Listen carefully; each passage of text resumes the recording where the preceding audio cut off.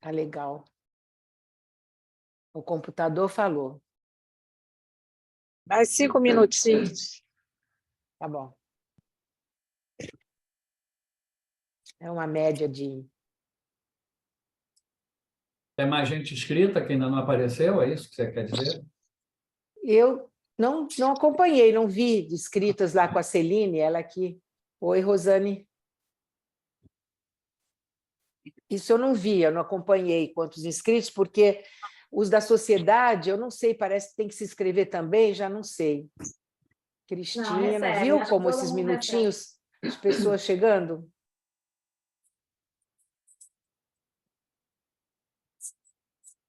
Boa noite. Eu acho que nós, alunos, precisamos nos inscrever, sim. Sim, Não é. é? Sim. Quem está falando? Nós não precisamos pagar. Sou eu aqui, tá. Clécia. Clécia, tá. Somos isentos do pagamento, mas a inscrição precisa ser feita. Tá. Até para, acho que ter o registro... Organizar, né? E ter o número aí no Zoom, a Você capacidade. imagina ter que mandar o link para todo mundo? Não, é só para quem se inscreve, né? Olha Faz aí, um... o André está dizendo, membros e alunos recebem o link por e-mail. Membros e alunos não precisam pagar. Aí, eu não me inscrevi e recebi o link. Todo mundo recebe. Sociedade inteira recebe. Ah, não sabia. Sim. Eu achei que precisava me inscrever. Estou sempre me inscrevendo. Mas garante, né, enfim, a organização, Garante sei lá, minha cadeira, né? Minha cadeira no cinema. Exatamente. Mas antigamente tinha que reservar mesmo, porque era com cadeira.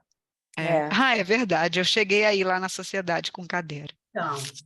É mesmo? A gente assistia o filme lá. Mas isso tem debate. 3 anos, né? Mas era uma experiência, né? De cinema de verdade. A gente estava lá junto, assistindo.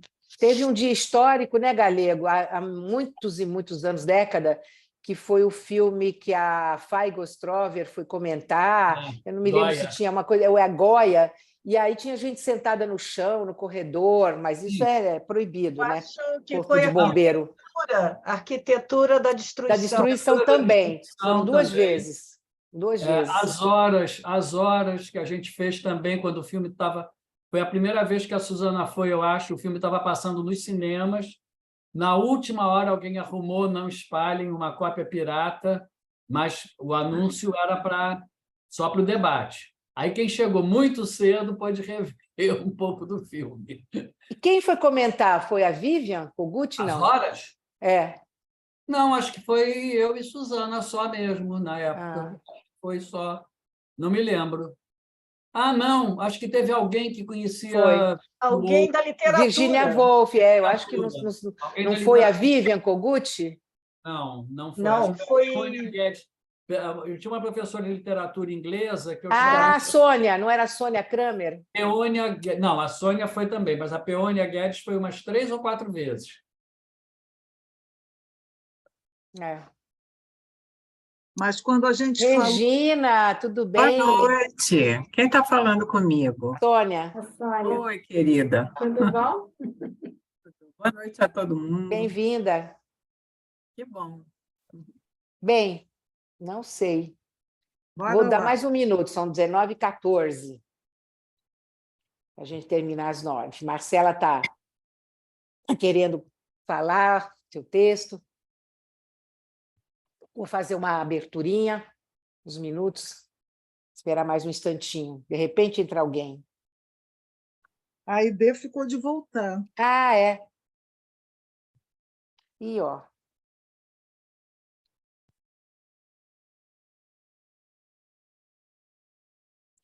A Angelice perguntando como faz para entrar. Pronto, eu já mandei o link. Oi. Ontem também no Globo teve outro artigo sobre adolescente, onde estamos errando. Na mesma página. Nossa, não vi o jornal. Vou fazer o seguinte, vou capturar a tela, capturei, vou mandar para a Sônia e a Sônia te envia, ok? Tá ótimo, maravilha. Obrigada. Ontem do Globo, né? Eu não tenho, só tenho sexta, sábado e domingo. Não, eu até tenho, online aqui, depois eu posso ver também. Online também dá. Então, mandei para a Sônia. Obrigada. Sônia, por e-mail? Não, pelo Zap. Tá. Mas aí podia mandar... Ah, mas não dá para postar aqui. Já vi a página. Quem escreveu? Caio Lobianco. Ele é o quê? Caio Lobianco escreveu Onde Estamos Errando, e Marcelo Pacheco Machado escreveu sobre jovens avessos à liberdade de pensamento. Então, é doutor em Direito pela USP, esse. É para Bem, vamos lá. Olha, acho que vamos começar, então, né? olha, só uma coisinha, eu estou botando no chat, vou ver se eu consigo. Estou botando no chat um link do YouTube. Tem uma entrevista com o diretor desse filme que eu comecei a ver agora, mas não deu para eu terminar. Mas Será aí que é uma que eu assisti? Vou falar de uma entrevista, não sei se é essa. Gente, fala aí. Bom, Ai, tem meu aí, Deus, perdi. Ah, não, voltou.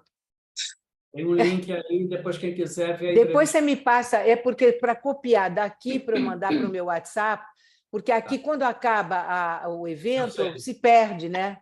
Tá, eu mando depois para você. Para mim. Mas quem quiser copiar agora... Tá É no YouTube essa entrevista dele? É em inglês, mas se você apertar lá onde tem as legendas, aparecem legendas em inglês também. Mas ele fala o inglês, ele é belga, né? Então ele fala um inglês bem... Da parte francesa ele é. É? Bom, não sei. Porque os filmes o filme dele é em francês, os dois. Mas os alunos têm aula em holandês também? Eu achei estranho. Tem. Bom, em Flandres. Bom, comecemos, não? Sim. Bem, e a Aide não voltou. Ela foi fazer o quê que você disse? Vai lá? Ela está com o celular ali, esse Alberto é o marido dela, então ela deve estar, de repente, assistindo sem vídeo. Ah, bom. Bom, então, vamos lá? Vou começar fazendo uma abertura. Muito boa noite, colegas, amigos e amantes do cinema. Sempre boa noite, Suzane Galego, e hoje, com muita satisfação, Marcela, né? Cá estamos, mais uma vez, só que, de novo, não ainda naquele saudoso modo presencial, no escurinho do nosso cine-auditório, com cafezinho e biscoito, né? Como tenho sempre explicado e relembrando hoje, para quem não tinha vindo, né? A causa disso é só logística. São normas de segurança, né, para o uso do auditório, as reformas da sociedade, porque é muito complicado alugar espaços e equipamento, né? Muito custoso, né? Então, vamos seguindo desse jeito, que tem dado certo, é confortável, sem trânsito, com as vantagens da tecnologia, né? Muito bom encontrar rostos familiares e novos, né? Nesta tão cara e consagrada atividade da Sociedade Brasileira de Psicanálise do Rio de Janeiro, desde a sua criação dessa atividade, na década de 80, pela paixão cinéfila do nosso aqui querido Luiz Fernando Galego, que é vice-diretor do site abalizado críticos.com.br, né? Um cinéfilo, né? Competentíssimo. Como tem sido em todos os nossos debates, a deixa para a escolha do filme desse Psicanálise e Cinema de hoje foi o tema do Conselho Científico, junto ao Instituto da Sociedade, para o seu evento de 20 de maio último, Adolescência, um encontro clínico, cuja abertura e coordenação foi justamente da nossa debatedora de hoje, a Marcela, né? Então, claro que eu vou deixar. Marcela e Suzana certamente vão ter muita coisa para falar do filme, né? Vão nos enriquecer. E, então, na sequência do filme After Sun, de março, e sua original e tocante abordagem do adolescer de uma garota junto ao seu melancólico pai, agora vamos de close. Sim, bem perto de temas caros, a saga do crescimento, com suas descobertas e alegrias, perdas e danos, que este extraordinário filme belga, maravilhoso, grande prêmio do júri do Festival de Cannes e candidato ao Oscar de 23, trata, né, esse tema, através de um olhar absurdamente sensível e delicado, sobre a amizade aos 13 anos, quando afeto e amor, atração e repulsa de dois garotos se misturam e confundem. E confundem os personagens tão verdadeiros. Sobretudo sob o olhar julgador, implacável e crítico do grupo da escola que exerce bullying, talvez por eles do grupo, né, por temerem sua própria sexualidade florescente. No retorno às aulas, os colegas do secundário expressam livremente seu olhar, que é bem mais preconceituoso, impressionante, frente à percepção que eles têm da insinuada homossexualidade precoce e frente ao tabu da fisicalidade entre os dois superamigos. Sim, é um olhar bem mais preconceituoso do que o olhar e as atitudes tranquilas de todos os adultos do filme, pelo menos pais e professores. Pelo menos assim achei. E o tabu, né, referido da fisicalidade é particularmente forte em se tratando de meninos do que de meninas, em que os toques, olhares, a proximidade são bem mais aceitos e naturalizados. O senso comum, a gente mesmo não se dá conta do quanto a depressão e seus efeitos mais terríveis estão presentes na vida dos adolescentes. Infelizmente, justamente pelo aumento exponencial deles, né, desses fatos terríveis, no Brasil e no mundo, é que este tema tem estado em pauta em programas na mídia, palestras, campanhas oficiais de prevenção. Numa entrevista, não sei se é essa que o Galego falou, apareceu um negócio aqui. Numa entrevista, quando esteve em São Paulo, em março deste ano, o roteirista e diretor do Close, Lucas Dont, de 31 anos e que é gay, declarou que o filme tem muito dele, pois, quando adolescente, viveu intensamente as agruras e vicissitudes dos dois fantásticos personagens, Leo e Remy, com os quais disse se identificar. Aliás, é preciso dizer, eles são o grande trunfo do filme, magistralmente defendido pelos dois jovens atores, selecionados com uma lupa fina e atenta que pinçou esses meninos num trem, um deles, e em meio a centenas de audições em escolas públicas belgas, que é o Leo, pela vivacidade e grandes olhos expressivos, e o Remy, por seu jeito mais quieto, introspectivo, com um quê de misterioso a ser revelado. Na entrevista, ele diz que Close não é um filme sobre sexualidade ou homoafetividade, mas uma investigação sobre o ideal de masculinidade na sociedade ocidental contemporânea, e, de certa forma, é o oposto do que ele havia feito em Girl. Girl foi seu primeiro filme, de 2018, um sofrido e delicado drama que levou alguns prêmios no 71º Festival. E o que aconteceu? Oi. Tá, ele botou... Desculpe, eu vou continuar. Ele botou... Obrigada, André. Bem, então, no 71º Festival Internacional de Cannes, inclusive de melhor filme de estreia. No Brasil, esse filme ganhou um título bobinho de O Florescer de uma Garota. Recomendo muito assistirem, tem na Netflix. É impactante, muito bom, né? Bem, o André, obrigada, pode tirar, tá? Valeu. Muito talentoso esse diretor, premiado com seus dois únicos filmes, que é o Girl e agora o Close, né? Ambos sobre a delicada temática, a mesma. Ele diz que Girl é um estudo sobre a feminilidade, né? Nele, e em Close, a questão da sua sexualidade, seus avatares e descobertas, a fluidez de gênero e pulsões incompreendidas e, por isso mesmo, tão assustadoras da adolescência, quando, nessa etapa, a gente não sabe bem quem somos e o que nos tornaremos, esse tema de há muito interessa o diretor. Tanto que Girl é história real, adaptada de uma jovem trans de 15 anos que almeja ardentemente tornar-se mulher e bailarina clássica, que testemunha a progressão lenta, o filme, né? Testemunha a progressão lenta e inevitável de uma personagem que no início parecia segura, mas estava prestes a se romper. No filme, já como bailarina, ela já é uma bailarina de uma rígida escola, a personagem Lara se prepara para a cirurgia de transição e confirmação de gênero, com todas as imensas barreiras físicas e emocionais, os sonhos e pesadelos que ela enfrenta.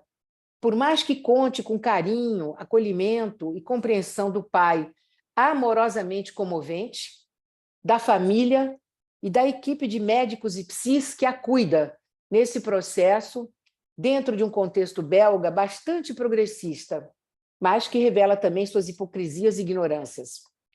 No filme, seu papel é defendido com brilho e sensibilidade por um ator e bailarino que é Victor Polster.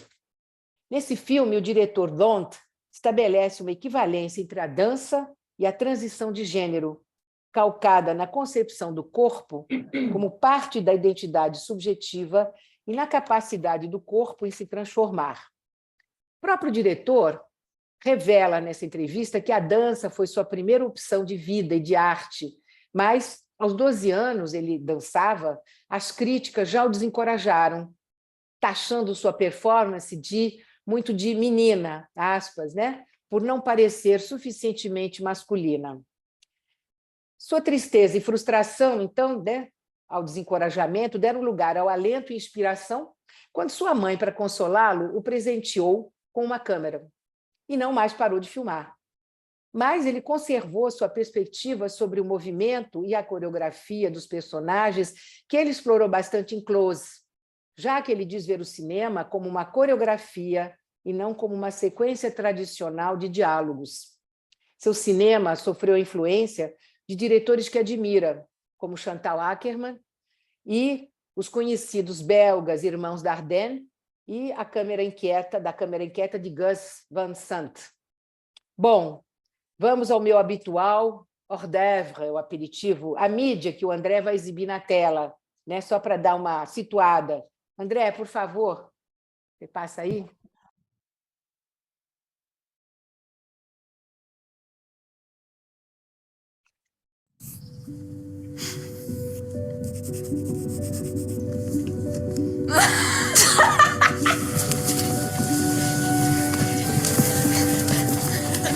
Je veux dormir chez Rémi ce soir.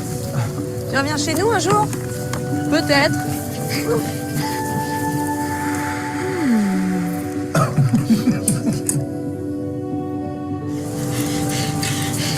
Est-ce que je peux poser une question?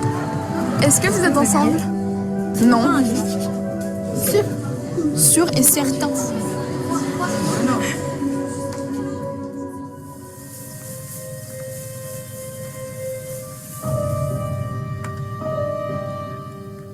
Tu vas chez Rémi ce soir? Non.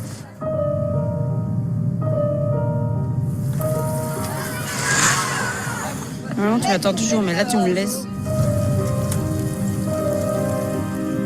Qu'est-ce qui t'arrive? Il s'est passé quelque chose. Dis-moi.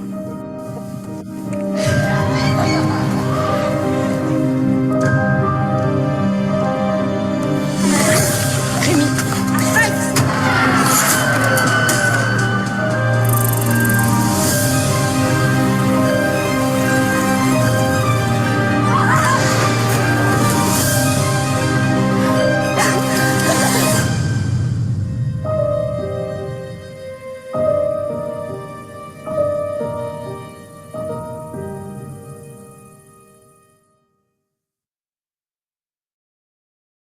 Obrigada, André. Muito obrigada. Eita, perdi o negócio aqui. Cadê? Ai, meu Deus. Não, calma. Zoom, pronto, voltei. Obrigada, é tão impactante, né? Lindíssimo o trailer. Bom, e agora eu tenho o prazer de apresentar a nossa convidada, debatedora, na certeza de que vamos contar para enriquecer o debate hoje com seu saber e sensibilidade. Marcela Couto e Silva de Ouro Preto Santos, nome completo, né? É membro efetivo da Sociedade Brasileira de Psicanálise do Rio de Janeiro, médica, pediatra, psicanalista de crianças e adolescentes e adultos, é coordenadora do Departamento de Formação em Psicanálise de Crianças e Adolescentes da SBPRJ. Marcela, você terá até 30 minutos. Bom debate a todos. Obrigada, boa noite a todos. Obrigada por estarem aqui participando. Obrigada, Sônia, pelo convite. E um prazer estar aqui debatendo com a Suzana, com o Galego e com todos aqui. Bom, é um filme incrível, né? É um filme que toca, é um filme que mobiliza e que faz a gente pensar, né? Eu trabalho muito com essa faixa etária. Então, para mim, foi assim, particularmente interessante ver como é que um filme pode retratar tão bem a saída da infância e a entrada na adolescência, né? A delicadeza, os aspectos, os closes que ele dá, né? Como é que ele consegue ir com os detalhes montando um filme que traduz perfeitamente essa passagem, né? Então, eu achei muito interessante isso, que é um processo de luto, né? A gente deixa alguma coisa para trás e vai para uma outra fase, que tem outras coisas interessantes, mas é um momento muito delicado da vida, né? E, então, tem esse primeiro momento que eu acho que ele vai mostrando isso com muita clareza, essa passagem, né? Vai construindo isso. E depois o segundo momento que a gente se depara com aquela situação brutal do suicídio na adolescência, que é uma coisa assim... Suicídio sempre é uma coisa profundamente dolorosa, mas na adolescência eu acho que mais ainda, né? Porque é aquela hora que a vida está aflorando, né? A pessoa está desabrochando para a vida e, de repente, vem essa coisa terrível de perder, tirar a própria vida, né? Então, assim, falando, né, assim, entrando mais detalhadamente no filme, né? Na primeira parte, ele vai falar essa questão da entrada na adolescência, falando da descoberta da sexualidade de uma forma mais madura, porque a sexualidade está sempre presente na vida da gente, né? Mas ela vai se transformando ao longo da vida. Então, o filme fala justamente dessa mudança, quando tem uma coisa mais pueril para se transformar numa coisa mais madura, né? Inclusive de um corpo que já pode ser sentido, experimentado de um jeito diferente do que pode na criança, pelas próprias transformações que a puberdade traz, né? E eu achei muito interessante que o filme vai falando de uma forma muito sutil, ele vai dando deixas, né, que vai mostrando para a gente como é que está se dando essa entrada na adolescência, né? Então, a gente vê a entrada na escola, que a gente vai observando aquelas duplas, né? Aquele pátio escolar, aí tem aquelas duplas, aqueles grupinhos, os dois também, o Remy e o Léo, que chegam ali juntos, também se encostam, se separam, eles estão até olhando assim, eu achei que eles estavam mais meninos que os outros grupos que já estavam mais adolescentes. Então, eu achei que essa cena de cara vai mostrando para a gente bem esse universo aí, aquela que começa, provavelmente é um novo segmento, né?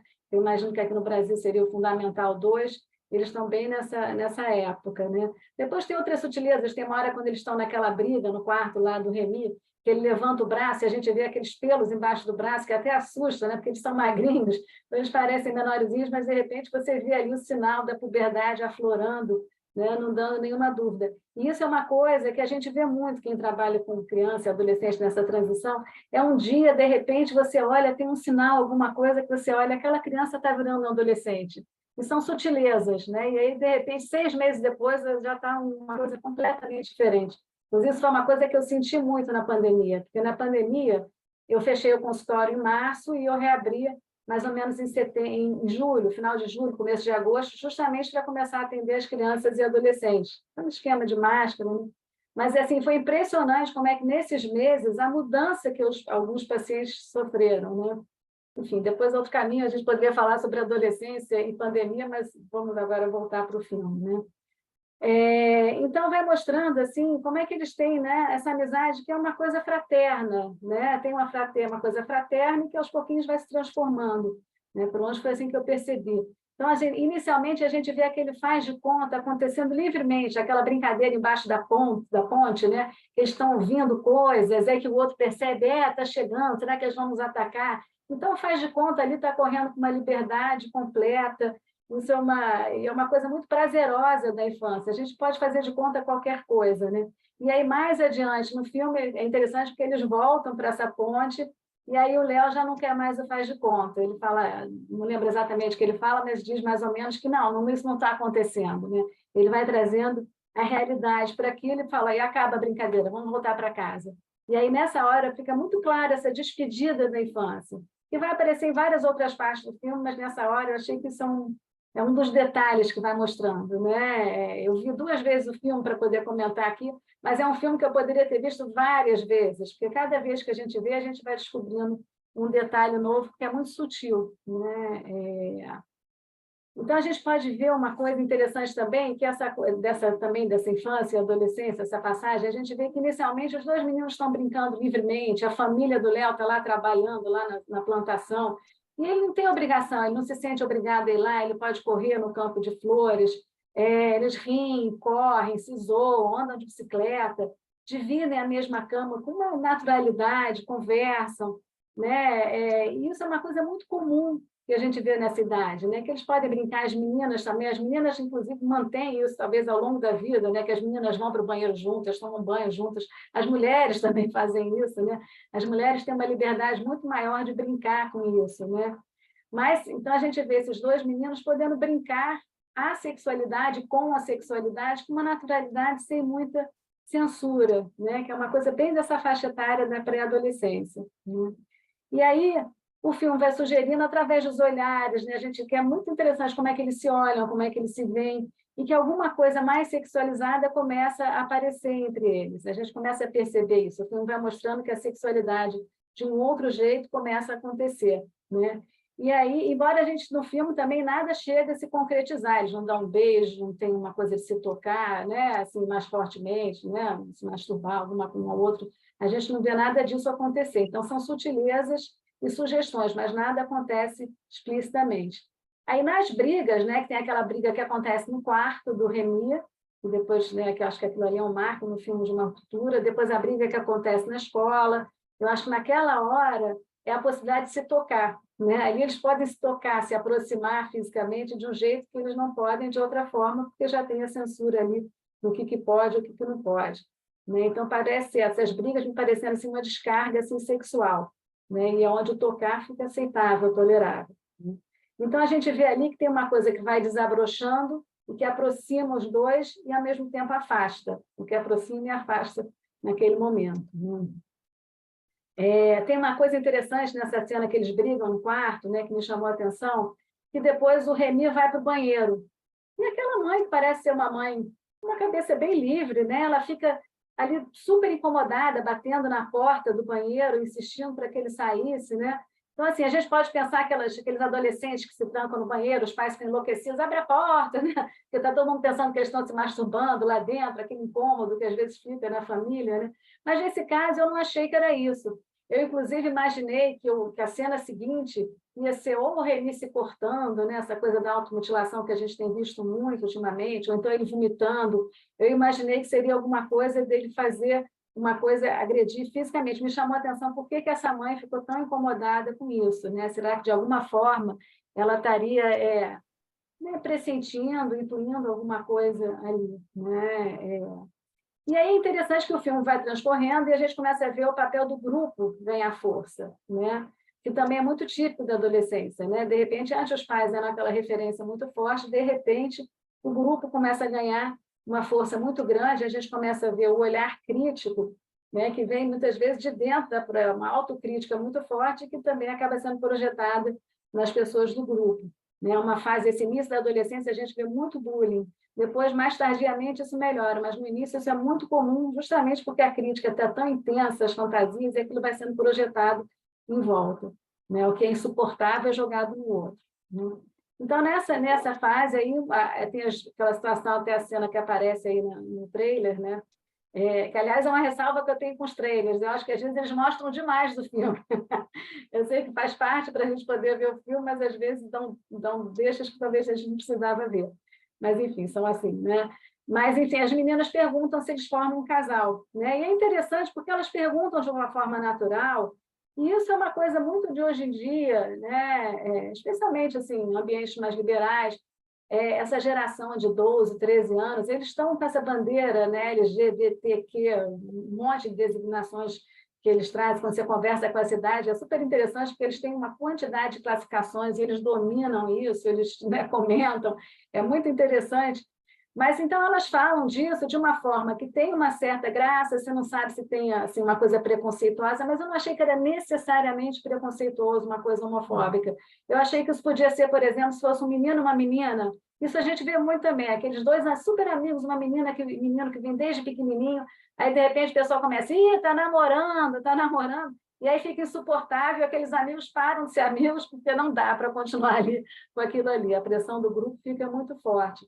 Mas eu acho que nessa hora eles dizem que não são um casal, e eles parecem se surpreender com a fala delas, né? Como se elas estivessem ali mostrando para eles algumas coisas que eles não estivessem podendo perceber, né? Elas explicitassem alguma coisa que eles não estavam vendo conscientemente, né? E eu acho que nessa hora a relação deles parece se modificar, aí começa a haver uma censura, né? E eu acho que é interessante que o Léo, ele parece particularmente incomodado, né? Mas ele não se afasta completamente do Remy, que isso é uma coisa interessante, né? Porque ele podia fazer uma reunião, ele não rechaça completamente, ele se afasta, mas ele abre um espaço, ele não faz uma coisa assim, explicitamente agressiva com o Remy, né? Que eu achei uma coisa interessante, né? E a gente vê também outras situações que a gente vê uns meninos chamando o Léo de bicha, né? E depois eles falam literalmente bicha, né? E aí depois os amigos, uma parte do grupo fala, deixa disso, não tem, né? Protegem, né, o Léo nessa situação. Então, eu achei interessante, porque tem um ambiente muito harmônico, tem esses confrontos, que isso faz parte, não tem como você ter uma adolescência sem essas questões, esses conflitos, esse é típico da adolescência, né? Então, eu não achei aliás, achei um ambiente assim extraordinário, familiar, escolar, né? Eu achei uma coisa extremamente amadurecida, evoluída emocionalmente, psiquicamente, né? Mas essas questões surgem, né? E surgem por conta do que está dentro, né? E não tanto só do que eles estão vendo no outro, né? Enfim, então, quando o grupo evidencia aquilo ali, a amizade parece se ressentir, que é muito comum nessa faixa etária também. A gente vê muitas rupturas, é uma fase de muito sofrimento. A gente vê essas rupturas do grupo, aquelas amigas ou amigos que são excluídos do grupo, aquela amizade que vem desde pequenininho. Os pais, às vezes, ficam arrasados, porque às vezes tem aqueles pais que são amigos, os filhos são amigos, e, de repente, eles não querem mais saber um do outro de jeito nenhum, tem uma ruptura, assim, intensa e traz um sofrimento muito grande, é uma coisa que a gente vê recorrentemente isso acontecer, né? E isso se dá pelas mudanças de personalidade, às vezes porque um fica muito mais adolescente, com interesses muito mais adolescentes, ou porque começa a gostar de uma coisa totalmente diferente do que o outro gosta, e também porque a libido começa a ser vivida de uma outra forma, né? Então, a sexualidade ela vai implicar nos impulsos, em atrações. Isso é muito forte, o impulso sexual, o impulso de atração é uma coisa muito forte, e são pessoas totalmente inexperientes, né? Eles estão começando a experimentar essas sensações, esses pensamentos, eles não sabem muito bem o que é isso, né? Então, o grupo, e cada indivíduo dentro desse grupo vai pressionar, né? E aí a gente vê também uma coisa assim, de ridicularizar o comportamento do outro, expor, às vezes, a pessoa, né? E é justamente porque eles estão vendo, as pessoas ridicularizam, geralmente, é porque elas estão vendo no outro o que incomoda nela mesma. Então, projeta no outro, e aí aquilo ali, né, exacra, ele vai cair em cima da pessoa assim, de uma forma muito contundente, né? E uma coisa interessante é que a sexualidade no início da adolescência ela é muito confusa, ela é muito indefinida, né? E por isso assusta, né? Se eu sou homo, se eu sou bi, se eu sou hétero, se eu sou... Aí começa, né? A romântico, né? Começa a lista toda, né? Porque eles não sabem, eles ficam buscando. Então, hoje em dia tem essa coisa interessante de que eles, né? Isso é muito mais aceito, muito mais tolerável, que cada um possa, né, ter as suas escolhas, sentir o que sentir, não ter que reprimir, mas existe a repressão da sociedade, com certeza, né? Não vamos dizer que não existe, existe, e é muito forte, dependendo do ambiente, isso pode ser uma coisa extremamente traumática e forte, mas em alguns ambientes não é tão traumático, e mesmo assim eles vivenciam isso de uma forma muito dolorosa, né? E tem uma coisa interessante, que essa é uma fase também que tem uma ruptura com os pais, né? Porque o adolescente, para crescer, ele precisa romper com os pais. Então, por mais que os pais possam estar presentes e orientem e queiram conversar com os filhos, muitas vezes os filhos não querem conversar com os pais, não querem saber do que os pais têm para falar naquele momento. Depois, mais para frente, isso muda, mas naquele momento isso é muito intenso. Então, isso faz com que o grupo comece a ter uma importância enorme. O grupo é o sustentáculo do adolescente. E esse foi até um problema na pandemia, porque o grupo ficou muito desorganizado, ficou só online, então o adolescente perdeu muito essa função do grupo em volta, que dá um contorno fundamental, né?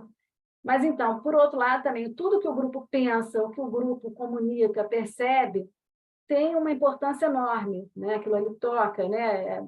A gente conversando com o adolescente, com certeza, para fazer terapia, muitas vezes o adolescente chega, não é porque a mãe ou o pai falaram que tinha que fazer terapia, mas é porque a amiguinha disse, olha, você devia fazer terapia porque é ótimo. Isso eu vejo direto. Então, é uma importância muito grande do grupo ali, né? E eu acho que o Reni e o Léo encontram um grupo bastante receptivo. Eu não acho um grupo ruim, eu acho um grupo bem legal, né? Mas os conflitos intensos se passam dentro deles também, não é só no grupo, é dentro deles, eles estão passando por conflitos enormes, eles se amam, né? Mas o que é esse amor? É um amor fraternal? É um amor só de amigos? É um amor sexual? O que é isso que eles estão sentindo? Eles não sabem, né? Mas que eles estão conectados, eles estão fortemente conectados, né? E eu acho que eles realizarem o que eles estavam vendo e sentindo foi além do que eles podiam, né? Então, eu acho que a angústia foi tão intensa, insuportável, e foi necessário esse afastamento, essa ruptura da amizade. Aí a gente vê o Léo, né? Tem até a ver com a coisa que o diretor falou na entrevista, né? Que o Léo começa a se aproximar de esportes que são mais ligados à coisa masculina, né? O hockey, que é aquela coisa violenta, né? A gente vê depois no vestiários, eles batendo uns nos outros, é aquele esporte muito físico, muito bruto, né? O próprio futebol, que muitas meninas jogam, mas o futebol também tem uma coisa muito masculina, mais masculina, na escola deles parecia ser, né? Agora, se você for para os Estados Unidos, o futebol é uma coisa mais feminina, mas ali naquele ambiente parecia o futebol uma coisa mais masculina, né? Eu acho que é uma tentativa dele de confirmar essa sexualidade, né? Então, o Léo, ele não rejeita completamente o Reni, mas ele procura se afastar. E o Reni também vai fazendo outros amigos, né? Eles vão ficando em grupos distintos, mas eles se olham, esse olhar também é bonito, né? Porque ali é aquela conexão. E agora, o que a gente virou, né? O que somos nós agora? Eu acho que esse olhar fala um pouco nisso, né? Enfim, aí, finalmente, a gente vai para a segunda parte do filme, né? Que é aquela em que tem o suicídio do Reni, né? E isso leva o Léo ao sofrimento profundo. Embora a vida dele siga, né? Ele vai sofrendo, não tem aquele primeiro momento, quando a mãe conta, que é uma cena lindíssima, achei aquela mãe, né, aquela atriz, né? Eu não entendo tanto de cinema, aliás, não estou nada perto da maioria das pessoas aqui, mas é uma cena que me tocou profundamente, aquela mãe contando para o menino, né? E ele sai correndo desesperado ali, enfim, aquela dor, mas aí no dia seguinte ele se arruma e vai para a escola, né? E isso também é um comportamento muito adolescente, né? A gente vê situações, às vezes, gravíssimas, e eles não querem falar muito sobre o assunto, eles vão falando de uma outra forma, porque o Léo vai falando, isso vai aparecendo depois, a gente vê uma mudança no comportamento dele, mas ele não passa o dia chorando, né? Ele vai seguindo com as atividades dele, o esporte parece ser uma forma de descarga ali muito importante, né? E aí é interessante, né, que o irmão mais velho do Léo, agora ele vai surgir como um amparo. Esse irmão que já até aparece naquela hora da briga, né, dos dois lá na escola, o irmão aparece, né, ali apoiando o Léo, mas nesse momento que o Remy morre, esse irmão começa a aparecer com amparo. E é interessante porque a gente começa a ver uma cumplicidade também entre o irmão e o Léo. Isso confunde um pouco, né? Porque até questiona o que da amizade deles era uma coisa sexualizada, o que tinha de fraternal naquilo, e a gente vê, né, a relação dos irmãos ali acontecendo de uma forma bonita, né? E ele também vai se transformando, a gente começa a ver como se ele ficasse assim, mais um rapaz, né? Ele deixa de ser aquele menininho, ele vira um rapaz, trabalhando lá na plantação, né? A gente vê nitidamente que ele cresce, ele amadurece, ele também sofre, né? O sofrimento amadurece também, né? Traz o luto assim, de uma forma muito intensa, né? E uma coisa que eu achei interessante, né? Porque a família lida com sofrimento de uma forma muito interessante, diferente do que nós aqui no Brasil, em geral, lidamos, que a gente abraça, né? A gente tem aquela coisa do contato físico. Essa família não, eu achei até interessante no enterro que ninguém se abraça, né? Se fosse um enterro aqui no Brasil de adolescentes, iam estar todos abraçados, provavelmente, né? Ali era uma coisa de cada um na sua. Mas, ao mesmo tempo, eu achei uma família extremamente presente, eu achei uma família que estava ali junto dele, uma família capaz de ficar quieta também, né? De poder estar ali junto em silêncio, o pai naquela hora que, né, que ele quebra o braço, que o pai vai lá e está ali junto, compreende que aquele choro do menino não era pelo braço quebrado, né? Ele não fala, mas a gente, pelo menos eu entendi que ele compreendia, né? Ele não está sozinho, o Léo não está sozinho, né? Eu achei uma coisa muito interessante. Aí depois a gente tem a mãe do Remy, que aparece, a Sophie, né, que ela vai tentando se aproximar do Léo. E eles têm uma conexão muito forte, né? Até no começo do filme tem aquela cena linda, né? Que ela está deitada na grama com os dois e ela fala que o Léo é o filho do coração dela, né? Então, essa mãe perdeu 2 filhos ali, né? Porque também, de repente, o Remy sumiu da vida dela também. E, ao mesmo tempo, eu acho que existe uma coisa, eles não conseguem se comunicar, mas se comunicam profundamente, né? Existe ali talvez uma certeza dela de que o Léo pudesse trazer algum esclarecimento, né? Aquela dúvida, aquela angústia que fica, por que será que ele se matou? Né? Eu acho que é a pergunta que fica ali no filme, que fica para todo mundo que assiste um filme ou que se depara com suicídio, quando não tem uma coisa clara, né? Que a gente pode até pensar, não, a culpa é do Léo, né? Como a mãe naquele primeiro momento, quando o Léo, porque ele está sentindo assim, ele está se sentindo profundamente culpado pela morte do Remy, como se ele pudesse ter causado aquilo, né? E como se ele pudesse ter algum poder sobre o que aconteceu, né? E aí tem aquela cena também que é linda, que ela fala para ele sair do carro, e ele sai correndo, aí ela vem atrás dele, ele segura o pau, né? Querendo ali se defender, se sentindo ameaçada, e aí a hora que eles se abraçam, que é um abraço maravilhoso, né? É um abraço ali que envolve, que eu acho que aquilo ali foi fundamental para o Léo poder seguir adiante com a vida dele, né? Eu acho que aquilo ali foi um abraço libertador, poder, né? Não sei se é perdão, o que é, mas é um abraço ali de uma intensidade, né? Não tem nem palavras para você traduzir, mas eu acho que aquilo ali faz um corte em termos emocionais para ele. E aí uma coisa interessante para a gente falar um pouquinho sobre o suicídio na adolescência, é uma forma que acontece muito diferente do adulto, né? Ele acontece de uma forma impulsiva, não é um suicídio em geral, tem as exceções, mas em geral não é um suicídio muito pensado, programado, é uma coisa que acontece, né? Lógico, é um pensamento que muitas vezes aparece, e é muito comum a gente ouvir falando, o adolescente falar, eu quero morrer, né? Eu penso em me matar, isso é uma coisa que a gente ouve, os adolescentes falam assim, eu prefiro morrer, quero morrer, porque os sentimentos são tão intensos, as coisas são vividas de uma forma tão intensa, que eles muitas vezes falam isso, mas não quer dizer que eles de fato vão se matar ou vão fazer alguma coisa assim. Mas, ao mesmo tempo, a gente pode ver um adolescente, né, tomar uma caixa de comprimidos porque ele queria descansar um pouco, sem muita explicação, né? Como se, às vezes, o adolescente sentisse como se ele tivesse um controle mágico sobre a morte, como se ele pudesse morrer um pouquinho e voltar. Né? A gente vê essa fala, eu não queria morrer, eu queria morrer um pouquinho, eu queria descansar. Né? Como se não me disse, né? Esse risco que estão ocorrendo. Né? Até talvez essa ideia da imortalidade, né? Mas ninguém faz isso à toa. O sofrimento é um sofrimento brutal para fazer isso. Né? E a dor da perda de um amor pode ser tão profunda que o adolescente prefira morrer, que ele não suporte sobreviver. Né? Mas, obviamente, que a grande maioria vai passar por dores terríveis e não vai tentar se matar, né? Então, eu acho que isso é uma questão também para a gente pensar, né? Mas é muito essa questão do 880, é tudo ou nada. Né? E aí teve essa situação, que a gente estava até falando antes, né, Suzana, na pandemia, o número de casos de suicídio foi uma coisa, assim, avassaladora no mundo todo. Aqui no Rio de Janeiro, várias escolas tiveram casos de suicídio, várias, né?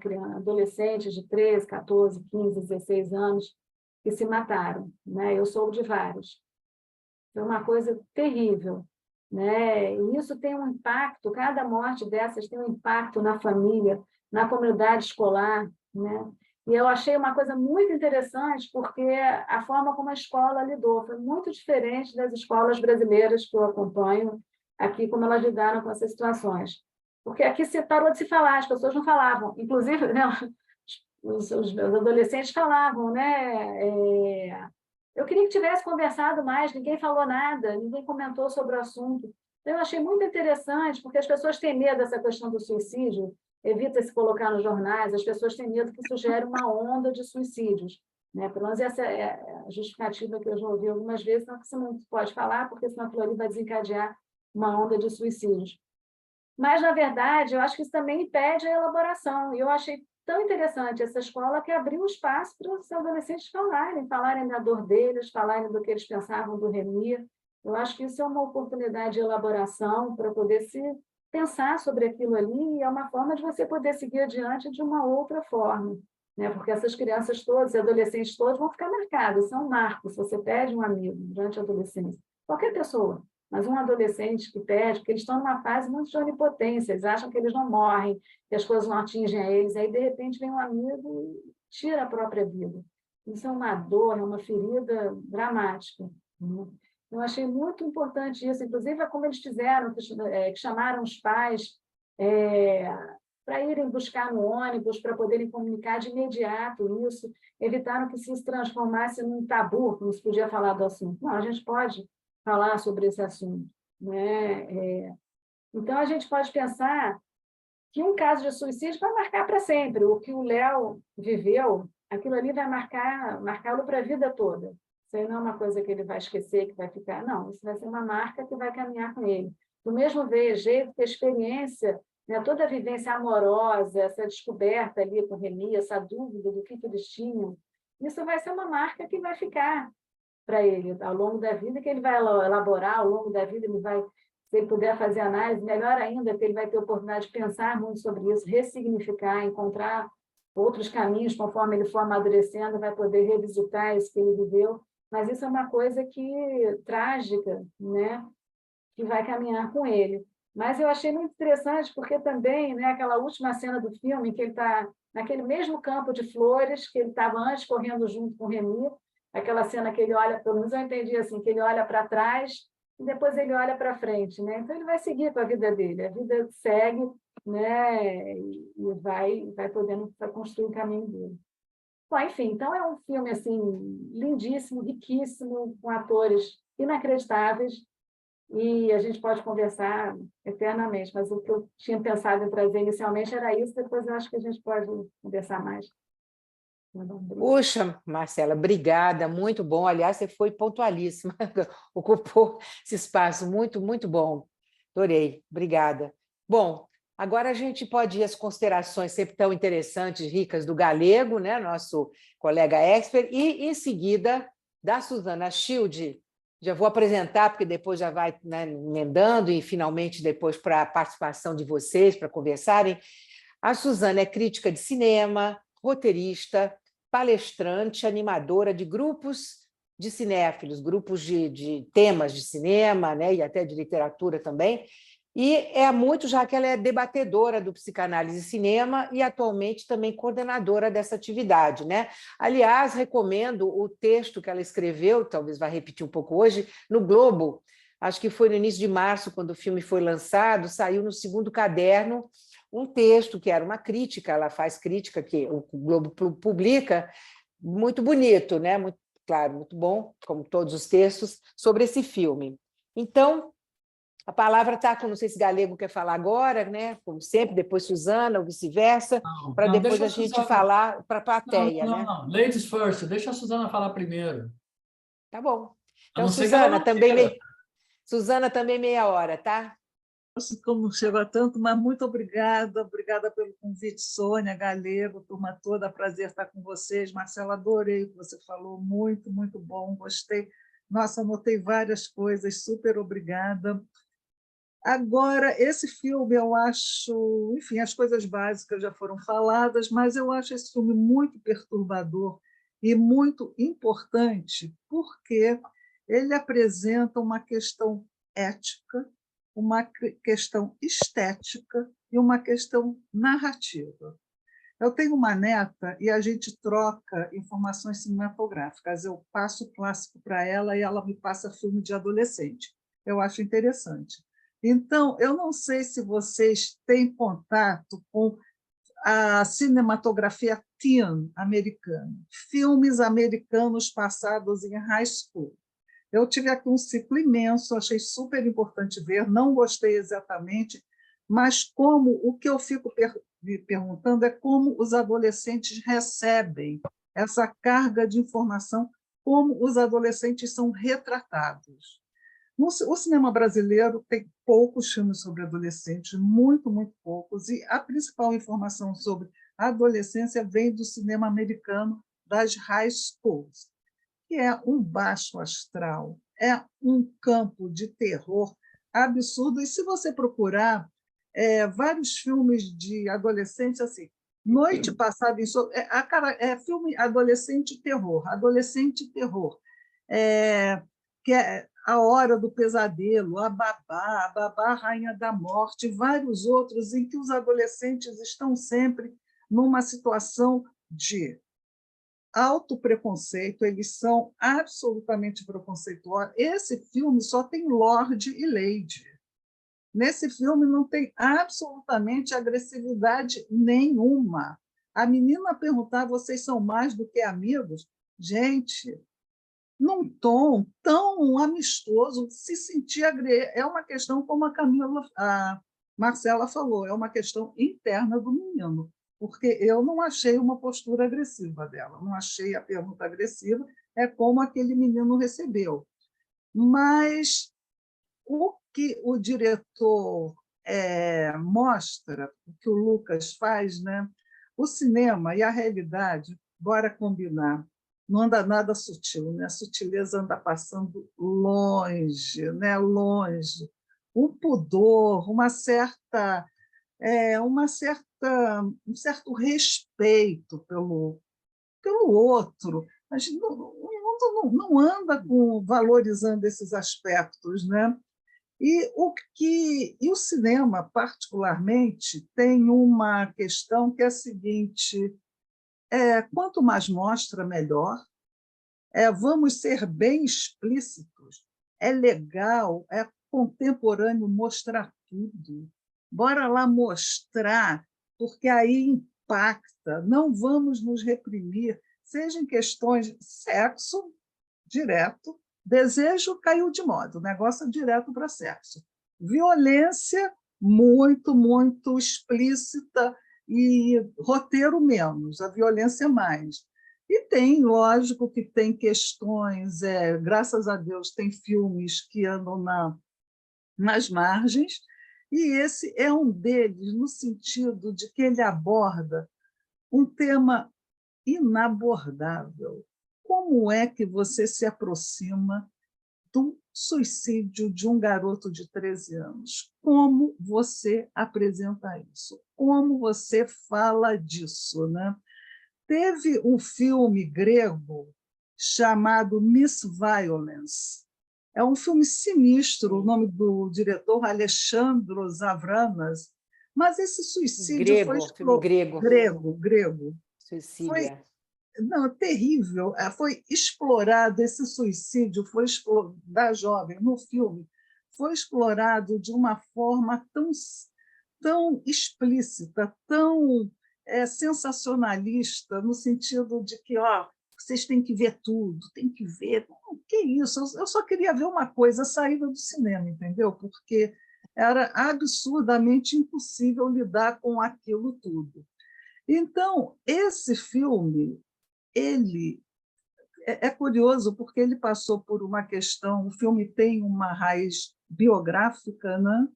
Uma raiz autobiográfica, ele teria sofrido questões semelhantes, mas o filme tem uma agressividade explícita muito baixa. O filme eu diria que ele não apresenta uma agressividade explícita.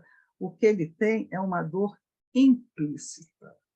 Isso e é muito mais difícil se apresentar, se revelar o que não é retratado por gestos, por palavras. Esse filme é o seguinte, é de uma economia absurda em termos visuais, de comportamento e em termos verbais. O cenário é maravilhoso, aquelas flores são de verdade, aquela Flandres é maravilhoso, aquela praia, tudo. O colégio é de ótimo nível, as pessoas são muito, muito... A família, você vai recriminar aquela família de quê? Os professores, tudo bem. O que parece é que a realidade daquelas pessoas, a realidade que esse diretor viveu, é mais ou menos por aí. O filme tem uma coisa muito interessante que, isso eu acho ponto alto, não procura explicar, porque vai explicar como. Como? tem explicação e não culpabiliza.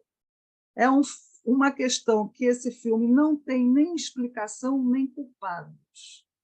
É o drama de um garoto, o Remy, que tocava oboé, né? Sim, ele. Por que acontece isso com ele? A sensibilidade dele. Ele é apresentado. O filme são dois garotos, umas graças, parecem garotos assim, pouquíssimo agressivos. Não são garotos assim, sei lá, como a gente vê nos filmes americanos. Raivosos. Não são, eles são de paz, um lugar pequeno, uma circunstância menor, menos agressiva que uma cidade grande.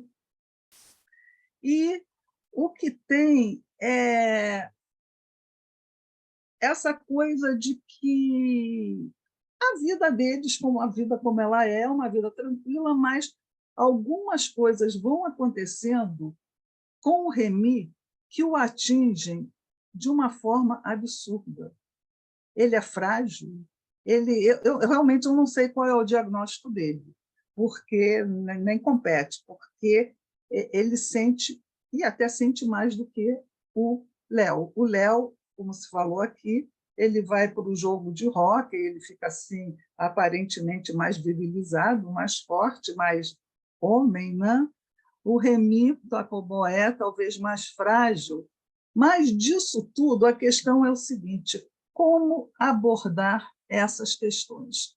Imagina um diretor mais comercial, como ele poderia usar esses elementos para fazer um filme ou melodramático, absurdamente melodramático? Chora pai, chora mãe, chora vizinho, e desespero, entendeu? Não é um filme nem melodramático e nem é um filme dramático, no sentido de que o diretor, de uma certa forma, como é que a gente aborda questões inabordáveis? Com muita cautela.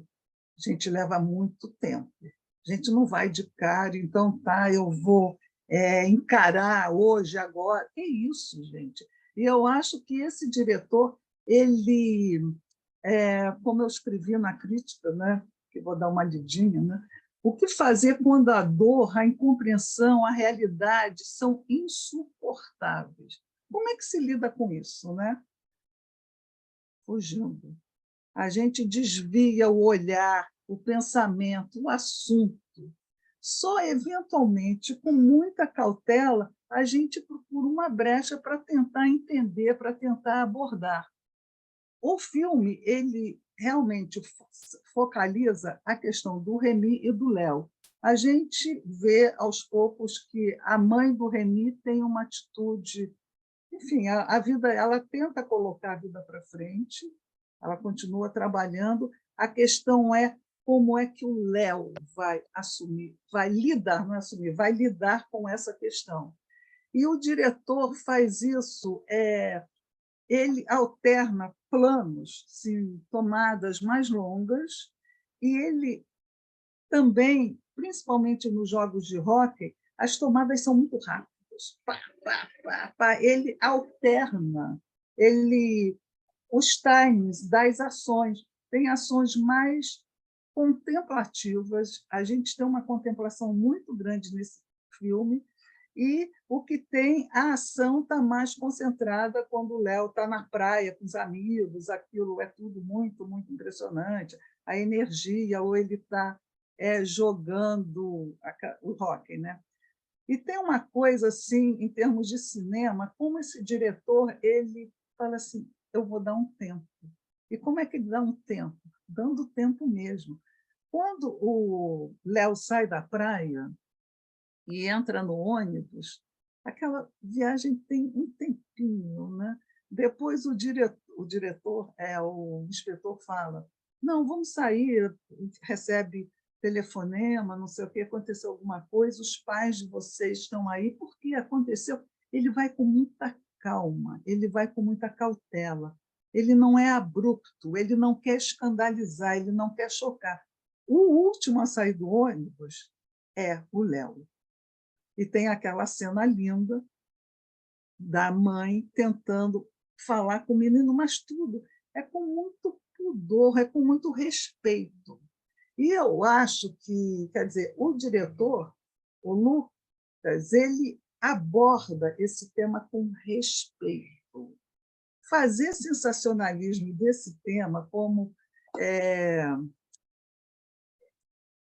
a Marcela falou, é um desrespeito você fazer um sensacionalismo barato de temas que causam um sofrimento tão grande para os envolvidos e para as famílias e para todos os envolvidos, né? Então, o que ele fala é o seguinte: o filme ele é feito de muitas lacunas. É um filme cheio de lacunas. Se você quiser pegar o que acontece, acontece pouquíssima coisa, fatos poucos. Tem muita passagem. O garoto na bicicleta, o tempo todo, como anda de bicicleta, como transita, né? E como tem uma coisa de olhar perdido, sabe? Como aquele garoto olha, como o garoto reflete, né? E o que tem não tem caça aos culpados, porque não tem culpado, eles não. Sabe, é uma coisa assim, eu vou com calma, eu vou com pudor, eu vou com respeito, eu vou com respeito ao sofrimento. E isso é raro, é bem raro mesmo, né? E o filme, ele tem uma coisa, ele, apesar de tantas lacunas e de uma eventual distância do problema, a câmera está sempre mega próxima dos dois meninos. Aquela câmera está colada no rosto, principalmente do Léo. O Remy está menos tempo lá, mas assim, é uma câmera que ela tenta descrever primeiro a energia e o poder da troca daqueles dois meninos naquela paisagem absolutamente exuberante, e como o rosto do Léo, gente, como cai, como aquele garoto perde a vitalidade, como aquele garoto, apesar de querer ir para a escola, apesar de querer continuar, mas que olhar impressionante, como uma coisa difícil da gente imaginar, né? É falar para o ator assim, agora abaixa o olhar, tira o brilho do olho, difícil, né? Mas o menino perde o brilho nos olhos, vai aos poucos, né? Então, é um filme intimista e que podia ser sensacionalista, é o antissensacionalismo, né? Respeito, e é uma construção que se dá através do não visto, do não ouvido e do não falado. É cheio de não. Por que o garoto morreu? De quê? Como? A gente não sabe. Como é que a mãe do menino reagiu? A gente não sabe. É o não visto. Isso fica para cada um tentar absorver o que cada um consegue de uma atmosfera extremamente forte, mas em que nada é escancarado, nada é virulento. Eu acho esse contraste entre o tema e a forma muito rico, muito impressionante, né? Porque tem uma coisa, se você mostrar tudo, é válido. Ver como é que a mãe descobre que o filho morreu, se matou, vamos mostrar o desespero dessa mãe, é imoral. É uma coisa, como é que se representa isso, né? E tem uma coisa que eu acho, né? Qual é a medida das imagens? O que elas podem mostrar? Em que medida? É preciso mostrar tudo, de todos os ângulos, falar tudo, revelar tudo, né? Então, eu acho que esse filme é uma boa medida da medida que se pode ter, né? Porque tem uma coisa também que, por exemplo, no filme grego, no Miss Violence, eu acho que ele não deixa pergunta nenhuma. Ele responde tudo, tudo. Tem uma briga familiar, não sei o quê. Tudo é cheio de resposta. E esse filme eu acho, e pelo que concordo com a Marcela, ele provoca muita reflexão. Muita reflexão. E tem uma frase muito antiga de um crítico de cinema, acho que não sei de que década, que ele falou, ele escreveu assim: eu gosto de filmes que me fazem sonhar, mas eu não gosto de filmes que sonhem por mim. Então, isso é maravilhoso no sentido de que dá um espaço para o espectador pensar, gente. Não apresenta tudo, fez, não sei o quê, parará, sabe, dá um espaço. E o filme, a cena final é o anti-incompreendidos do Truffaut, né? Que o garoto vai correndo para o mar e para no mar, assim. Esse filme, o garoto, enfim, o mar é o desconhecido, ele vai, tem um horizonte provável grande pela frente. Esse menino, ele vai andando pela estrada, correndo, ele para, ele tem a frente, mas ele também tem um passado, né? Ele olha para trás, onde está o passado, e ele olha para frente. O garoto do Truffaut também tem um passado, mas é diferente. O garoto olha para a câmera. O filme termina com ele olhando para a câmera.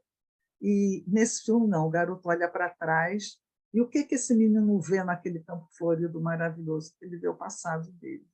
É muito, eu acho. Então, eu acho um filme muito, muito bonito, muito delicado, muito...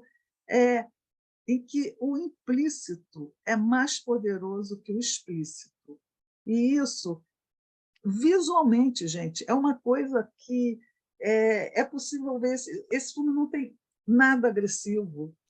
E o que é muito interessante é que esse diretor que viveu isso, ele poderia fazer um filme vingativo, mas ele não fez um filme vingativo. Ele fez um filme extremamente reflexivo. Enfim, eu gosto muito. Vou passar para o Galego. Sônia, obrigada. Muito bom, Suzana, adorei. Obrigada. Ele aqui, Marcela, obrigado. Mas são questões difíceis de abordar, sim, não são, Marcela? São questões terríveis, dolorosíssimas, né? Mas eu achei magistral. Achei, assim, como você falou, né, Suzana? Eu achei uma forma assim, incrível, inacreditável de poder falar dessas coisas. Porque ele fala sem falar, a gente escuta sem eles falarem e a gente vê sem ele mostrar. É muito interessante esse avesso do avesso que o filme nos propõe. É um respeito pelo espectador. Eu achei. A inteligência do espectador. Agora é Galego, né? Vamos ver. Para depois aí eu vi, Regina já levantou a mão, né? Não? Já tinha uma mãozinha ali. Vamos lá, Galego. Estou ferrado porque eu não sou o fã número 1 desse filme. Galego, você tem que ver de novo. Eu vi hoje só.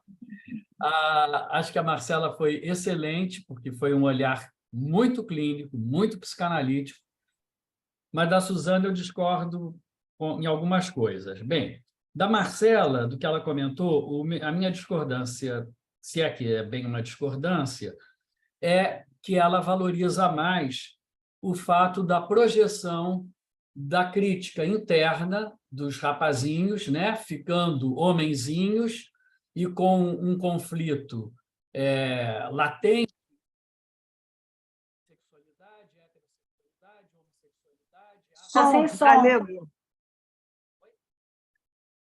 Saiu o som. Deu. Galego, som.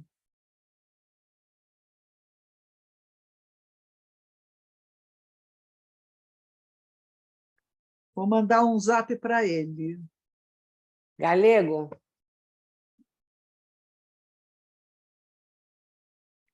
Som. Ele falou que o som está acabando, é isso? Ai, meu Deus. Eita. Será que é a bateria que está acabando? Foi censurado. Bom, então vou ter que entrar pelo celular. Pronto, entrou. Entrou. Veio. Estão ouvindo agora? Sim. Voltou. Não, eu estou com o som aberto o tempo inteiro. Não sei o que Está com o cenário fake. Sim, o cenário é fake porque está em obras. Estou brincando. Bom, então é o seguinte, a Marcela valorizou muito a projeção dos rapazes com a sexualidade emergente e os conflitos inconscientes em relação à homossexualidade, heterossexualidade, assexualidade, sendo mais fortes e projetados no grupo que faz uma crítica. Bem, vocês são meninas. Eu, como menino, se eu visse uma menina aos 12, 13 anos perguntar se eu e meu melhor amigo faríamos um casal, seria devastador, né? Seria absolutamente isso. O quê? Né? Só não voava para cima da menina, porque no meu tempo a gente aprendia que numa menina não se batia nem com uma flor. Mas eu acho que o filme... Foi a minha visão quando eu vi o filme no festival, eu só revi hoje, bem perto. Quando eu vi, eu tive algum desconforto com o filme. Eu achei que o filme, minha primeira impressão foi de que ele fazia um reducionismo de uma questão tão complexa como o suicídio e o bullying, e colocando uma coisa reducionisticamente como causa da outra. Embora não seja tão enfatizado o bullying, tudo bem, não é tão enfatizado, mas eu achei as meninas muito debochadas, muito irônicas, muito sarcásticas, embora até com uma certa indiferença. Também, se vocês são, dane-se, entendeu? Mas jogou a semente do mal-estar, especialmente na vivência do Léo. O Léo realmente enfia a carapuça. Ele tem um olhar antes de apaixonamento quando o Remy está tocando o óboe. Ele diz: eu vou ser o seu gerente, né? O gerente, não, como é que se diz? O seu manager, né? O seu empresário. Empresário. Nós vamos ficar ricos. Quer dizer, ele tem uma perspectiva de um casamento forever and ever. Eles vão ficar casados para sempre. É um casamento de amizade, do que for, né? Platônico ou não, é um casamento para sempre. Naquele momento do Léo, naquele momento. E o Remy também vai se revelar, embora com uma aparência mais discreta, né? O ator tem um ar mais infantil, eu achei, né? E ele vai se revelar quando o Léo se afasta, porque o Léo enfia a carapuça, vai participar de um jogo bem de macho, né? Bem masculino, e vai começar a se afastar do Remy, o suficiente para o Remy perder um pedaço dele, que nem naquela música do Chico Buarque. É um pedaço de mim que foi embora. E ele, pela primeira vez, ele manifesta, quer dizer, teve a briga no quarto porque o Léo estava incomodado com a proximidade física. Eles mantinham antes, dormiam na mesma cama, mas, quer dizer, a mãe fazia uma cama no chão, mas eles dormiam na mesma cama. Tudo bem, beleza. Mas, a partir dali, o Léo vai deitar no chão. O Remy vai e deita no chão. E aí surge uma briga mal resolvida, principalmente por conta do Léo. E aí tem a cena do Remy no banheiro, que eu também, na hora, fiquei... O que é isso? Por que essa mãe se preocupou tanto dele ficar trancado no banheiro? Não me parecia a questão da... está se masturbando aí dentro e tal. Não sei, né? Porque tem essas elipses que a Suzana falou, que, desculpem, eu achei mais falha de roteiro do que qualidade. Mas vamos em frente. Então, a lei do apaixonamento... Ela diz: eu já disse que não quero que você se tranque. Eu já disse antes. Havia uma preocupação, um medo dela. Uma preocupação com esse menino. Bom, então eu vi mais a força da repressão externa, claro que numa situação intersubjetiva, né? É como naquele filme clássico, Infâmia, que depois que a criança inventa que as professoras se beijam sexualmente, uma delas descobre que a amizade não era só platônica, descobre que ela tinha um amor mais intenso pela grande amiga, que não estava nem aí para essa questão sexual. Então, eu acho que o Léo, naquela hora, percebe a situação erótica e,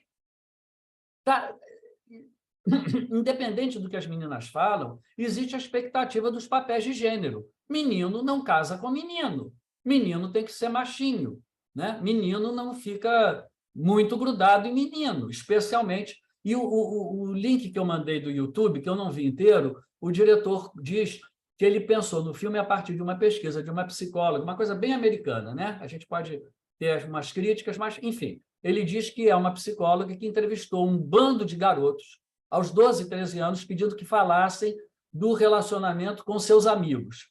E as palavras que eles usaram, de enorme afetividade, quando foram entrevistados de novo aos 16, 17 anos, tinham sumido completamente. Havia um cuidado em falar da broderagem, né, da amizade masculina, como de um jeito muito diferente do que eles falavam aos 12, 13 anos, quando talvez, é minha suspeita, não sei, minha interpretação, quando talvez a questão, o risco da homossexualidade não fosse tão grande e a coisa fosse realmente ainda num departamento menos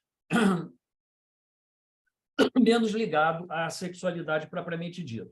Eu acho que o filme quis explicar, sim. Eu acho que o filme tem uma coisa do proselitismo gay do diretor, de querer dizer, olha, o bullying pode matar. E o pior é que isso é verdade. Eu só não sei se ele demonstrou isso da forma melhor aos meus olhos. Eu não gostei muito do roteiro, não gostei muito mesmo.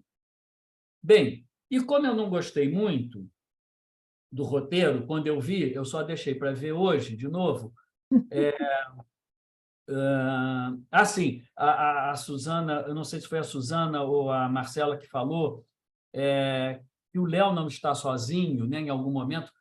Ele está muito sozinho, porque ele colocou, como diz aquela expressão americana, todos os ovos numa cesta só. A libido platônica, sublimada ou erotizada que fosse, não interessa nesse momento, né? O investimento amoroso, sublimado ou não, está todo no Léo. Quando o Léo se afasta dele, pedaço de mim, né? O pedaço afastado de mim.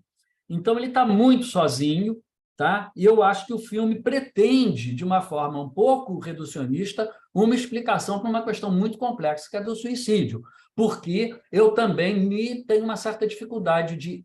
Tudo bem, a gente sabe, a Marcela falou, baseado, inclusive, na enorme experiência dela como psicanalista de crianças e adolescentes, a gente sabe que o adolescente é impulsivo, a gente pode lembrar, embora a gente tente esquecer a impulsividade da nossa passada adolescência, puberdade e tudo mais, mas eu acho que o filme pesou, para mim, pesou um pouco a mão numa explicação simplista de uma personalidade que já era frágil pela mãe preocupada em bater na porta do banheiro. Eu já disse que não quero você trancado aí dentro. E você acha que isso... Fala. Você acha que o garoto se matou porque a mãe foi perguntar o que ele estava fazendo? Não. Eu acho que o garoto se matou... Já teve precedentes.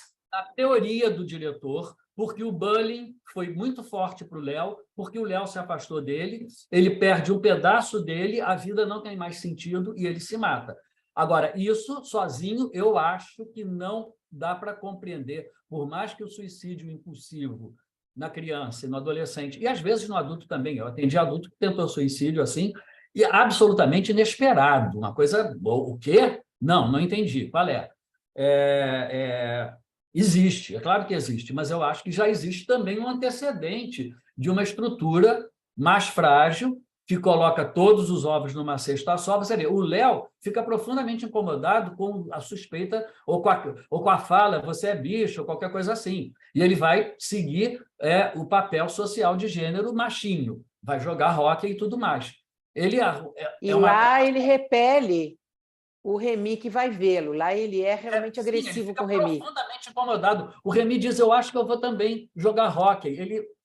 é tudo que ele não quer. Ele quer mostrar para o grupo, né? Ele está aprisionado no olhar do outro, né? A verdadeira ideia do Sartre, quando disse o inferno são os outros. O inferno são os outros quando você se aprisiona ao olhar que os outros têm sobre você. O olhar que os outros têm sobre ele é de uma bichinha, ele namoradinho do outro. Ele quer demarcar uma separação. E quando ele faz uma ruptura com o Remy, para o Remy, essa ruptura é insuportável.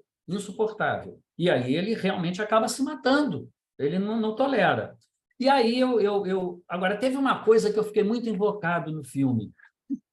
E eu saí do cinema no festival, conversando com outro colega lá do site, dos críticos, ele disse assim, escuta, em que época esse filme se passa? Ele disse, por quê? Porque ninguém tem celular.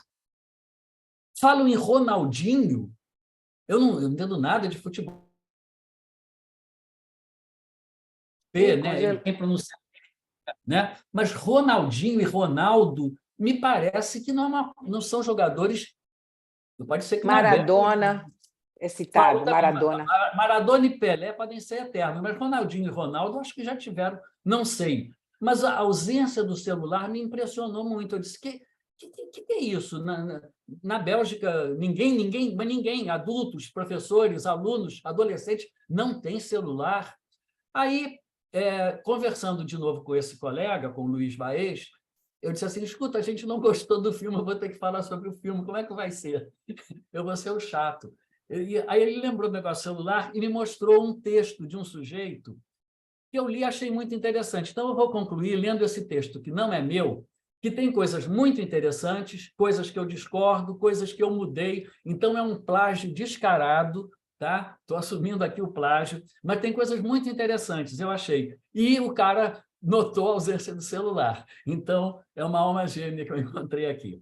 Curiosa, não, e eu também gostei porque ele fala do filme que a gente debateu no mês passado, pelo qual quem assistiu sabe que eu continuo apaixonado pelo After Sun. Então, vamos lá. Curiosamente, disse o Guilherme Preger, que é um cara que já tem livros publicados, ele é um pós-doutor em comunicação, etc. e tal, mas também super ligado em ficção, literatura, cinema. Então, curiosamente, há muitos pontos em comum entre os recentes filmes Close e After Sun, para além de ambos serem filmes sobre coming of age, né? Esse chegar da idade, da adolescência, né? Motivado por eventos traumáticos. Certo que After Sun é mais poético e mais elusivo, enquanto Close pretende ser mais direto e realista. Aí ele também discorda da Susana, que valorizou. O primeiro ponto é que ambos são filmes sobre o trabalho do luto. Em After Sun, o filme inteiro é, inclusive esteticamente, o trabalho de luto feito em retrospectiva. O trabalho é realizado por uma mulher já adulta, mas projetado na criança que se tornaria esta mulher. Isso faz com que After Sun seja mais metalinguístico, pois não se trata de uma história de luto, mas o filme é em si mesmo um processo de luto. Em Close, acompanhamos o jovem Léo na saída da infância, realizando ou tentando realizar o trabalho de luto. Nesse caso, o luto faz parte direta da história que vai ser contada. Em Close, o papel adulto é assumido pela mãe de Remy, em diálogo tenso e conflituoso com o jovem Léo.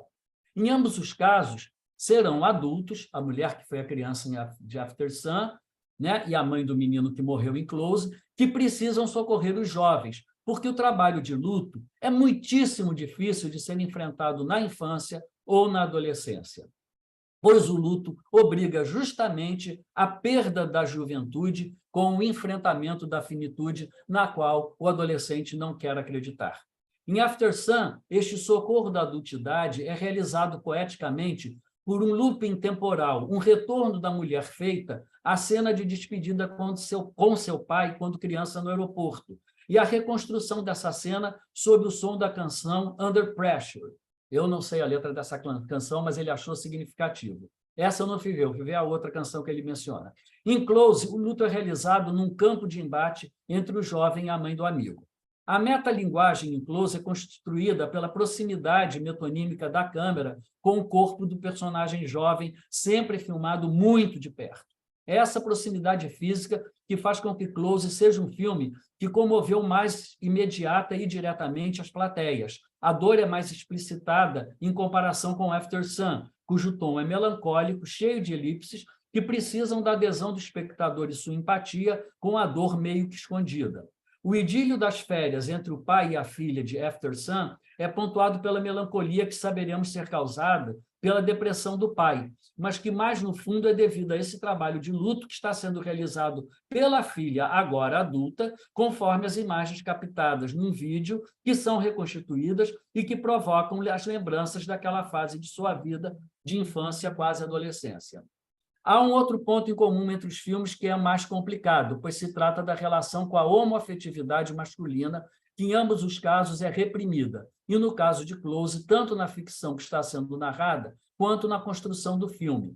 Em After Sun, a homoafetividade do pai da menina é apenas muito sugerida de leve, por exemplo, pela canção Losing My Religion, essa que eu fui ver o que era. Embora o termo traduzido concretamente seja perdendo minha religião, a expressão americana quer dizer apenas perdendo a fé, perdendo a crença, num amor, numa relação amorosa, principalmente. Tá? Então, é perdendo a minha religião no sentido de que houve um investimento afetivo de caráter de fé, né? E que se perdeu. Então, ele diz que a homoafetividade do pai da menina, que eu não pensei quando vi After Sun mais de uma vez, mas que algumas pessoas suspeitaram, é apenas sugerido pela canção Losing My Religion ou pela separação que não é explicada entre os pais da menina. É uma hipótese desse rapaz, desse escritor aqui. Em Close, ela é a causa apenas intuída do incômodo e da briga entre os jovens. É absolutamente peculiar como neste filme, que se passa em tempos atuais, ele acha, não há qualquer menção ao uso do celular. Aí é que eu não sei se é atual ou se o diretor está falando da época dele criança, quando não havia celular.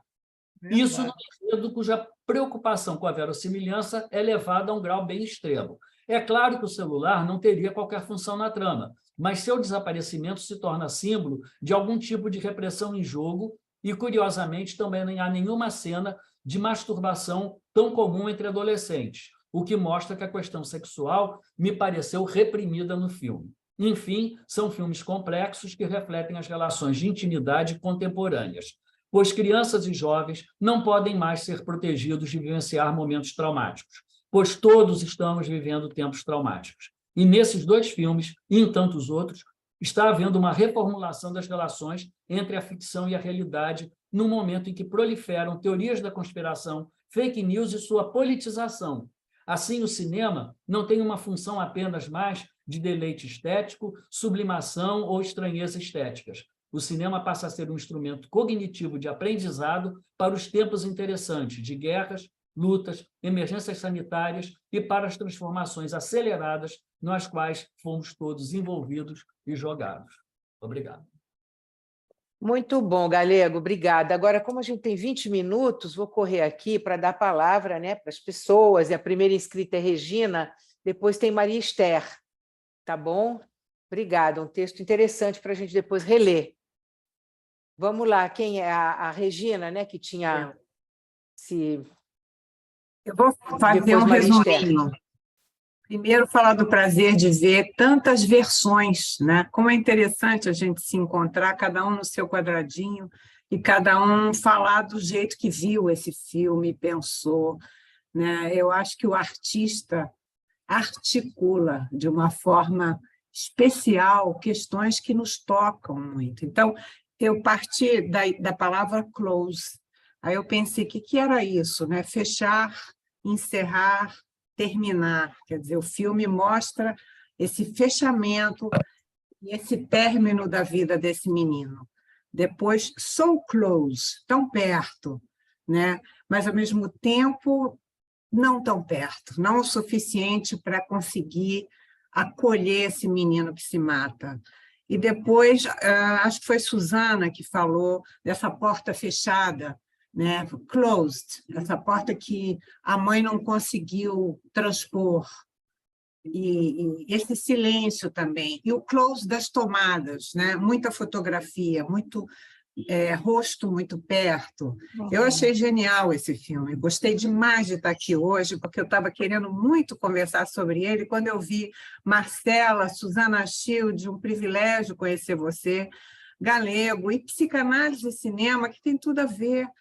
E aí eu fiquei pensando, como que a gente conversa com esses adolescentes, com essas figuras híbridas, horas são grandes, horas são pequenas. Adorei a Suzana falando de neto. Eu sempre falo de neto também, Suzana, porque eu acho que eu aprendo muito com essas crianças. E eu já falei de suicídio com eles, porque um dia eu vinha andando pela rua com um deles pela mão, que devia ter 9 anos, e tinha um corpo, um suicida. E ele perguntou, o que é isso, vó? E aí a gente conversou, como eu pude conversar, né? É um velhinho que pulou da janela, eu ouvi essa história e transpus para ele. E ele foi para casa com essa história. E falamos de sexo também entre tomadas de celular e computador. Meu primo vai ser pai. Como assim? Aí a gente conversa desse jeito. Como é que se conversa? Como é que se fala com esse adolescente, né, Marcela?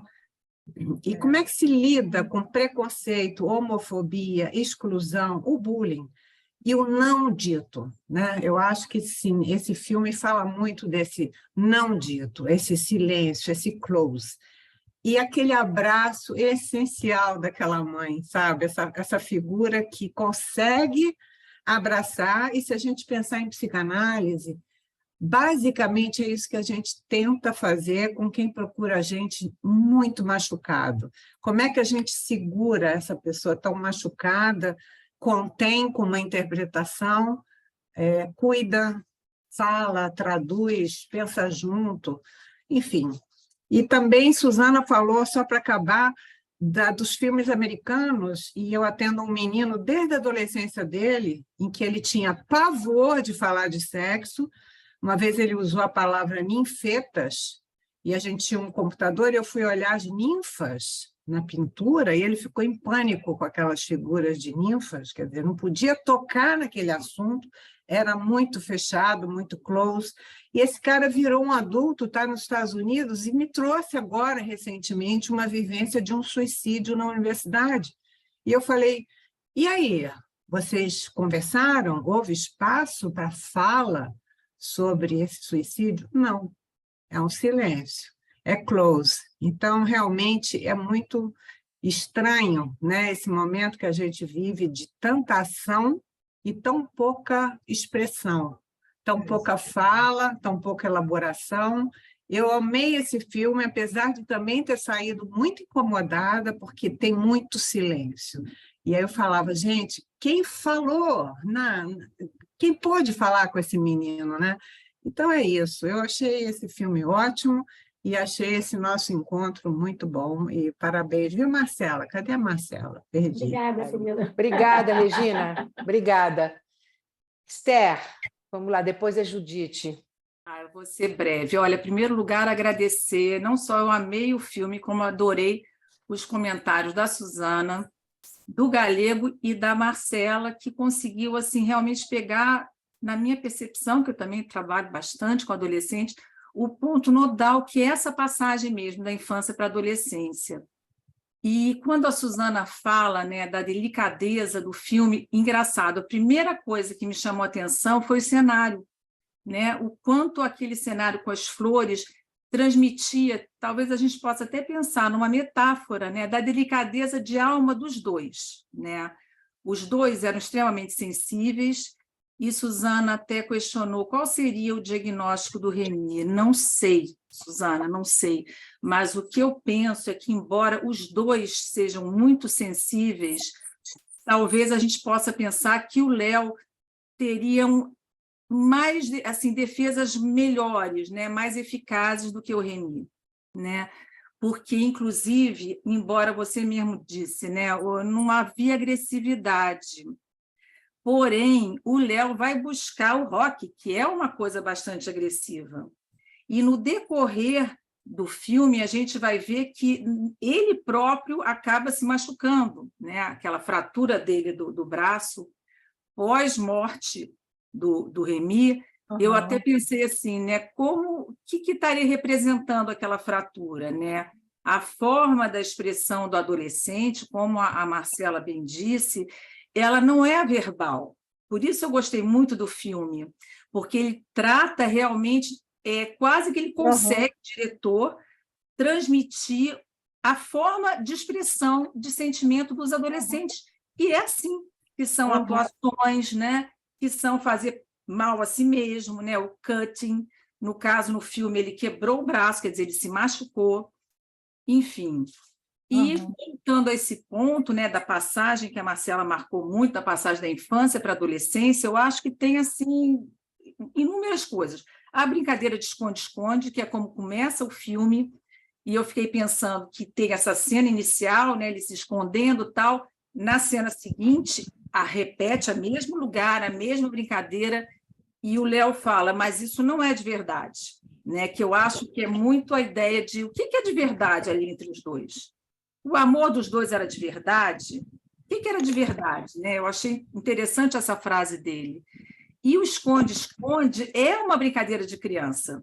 E a gente sabe que a psicanálise representa, né, uma elaboração, uma tentativa de elaborar o que? A separação, que é tudo que também que o adolescente está fazendo. Então, até a brincadeira. Né? Depois teve a situação que a gente não comentou, mas que eu me lembrei agora, da enurese noturna, que depois da morte do Remy, o Léo faz xixi na cama.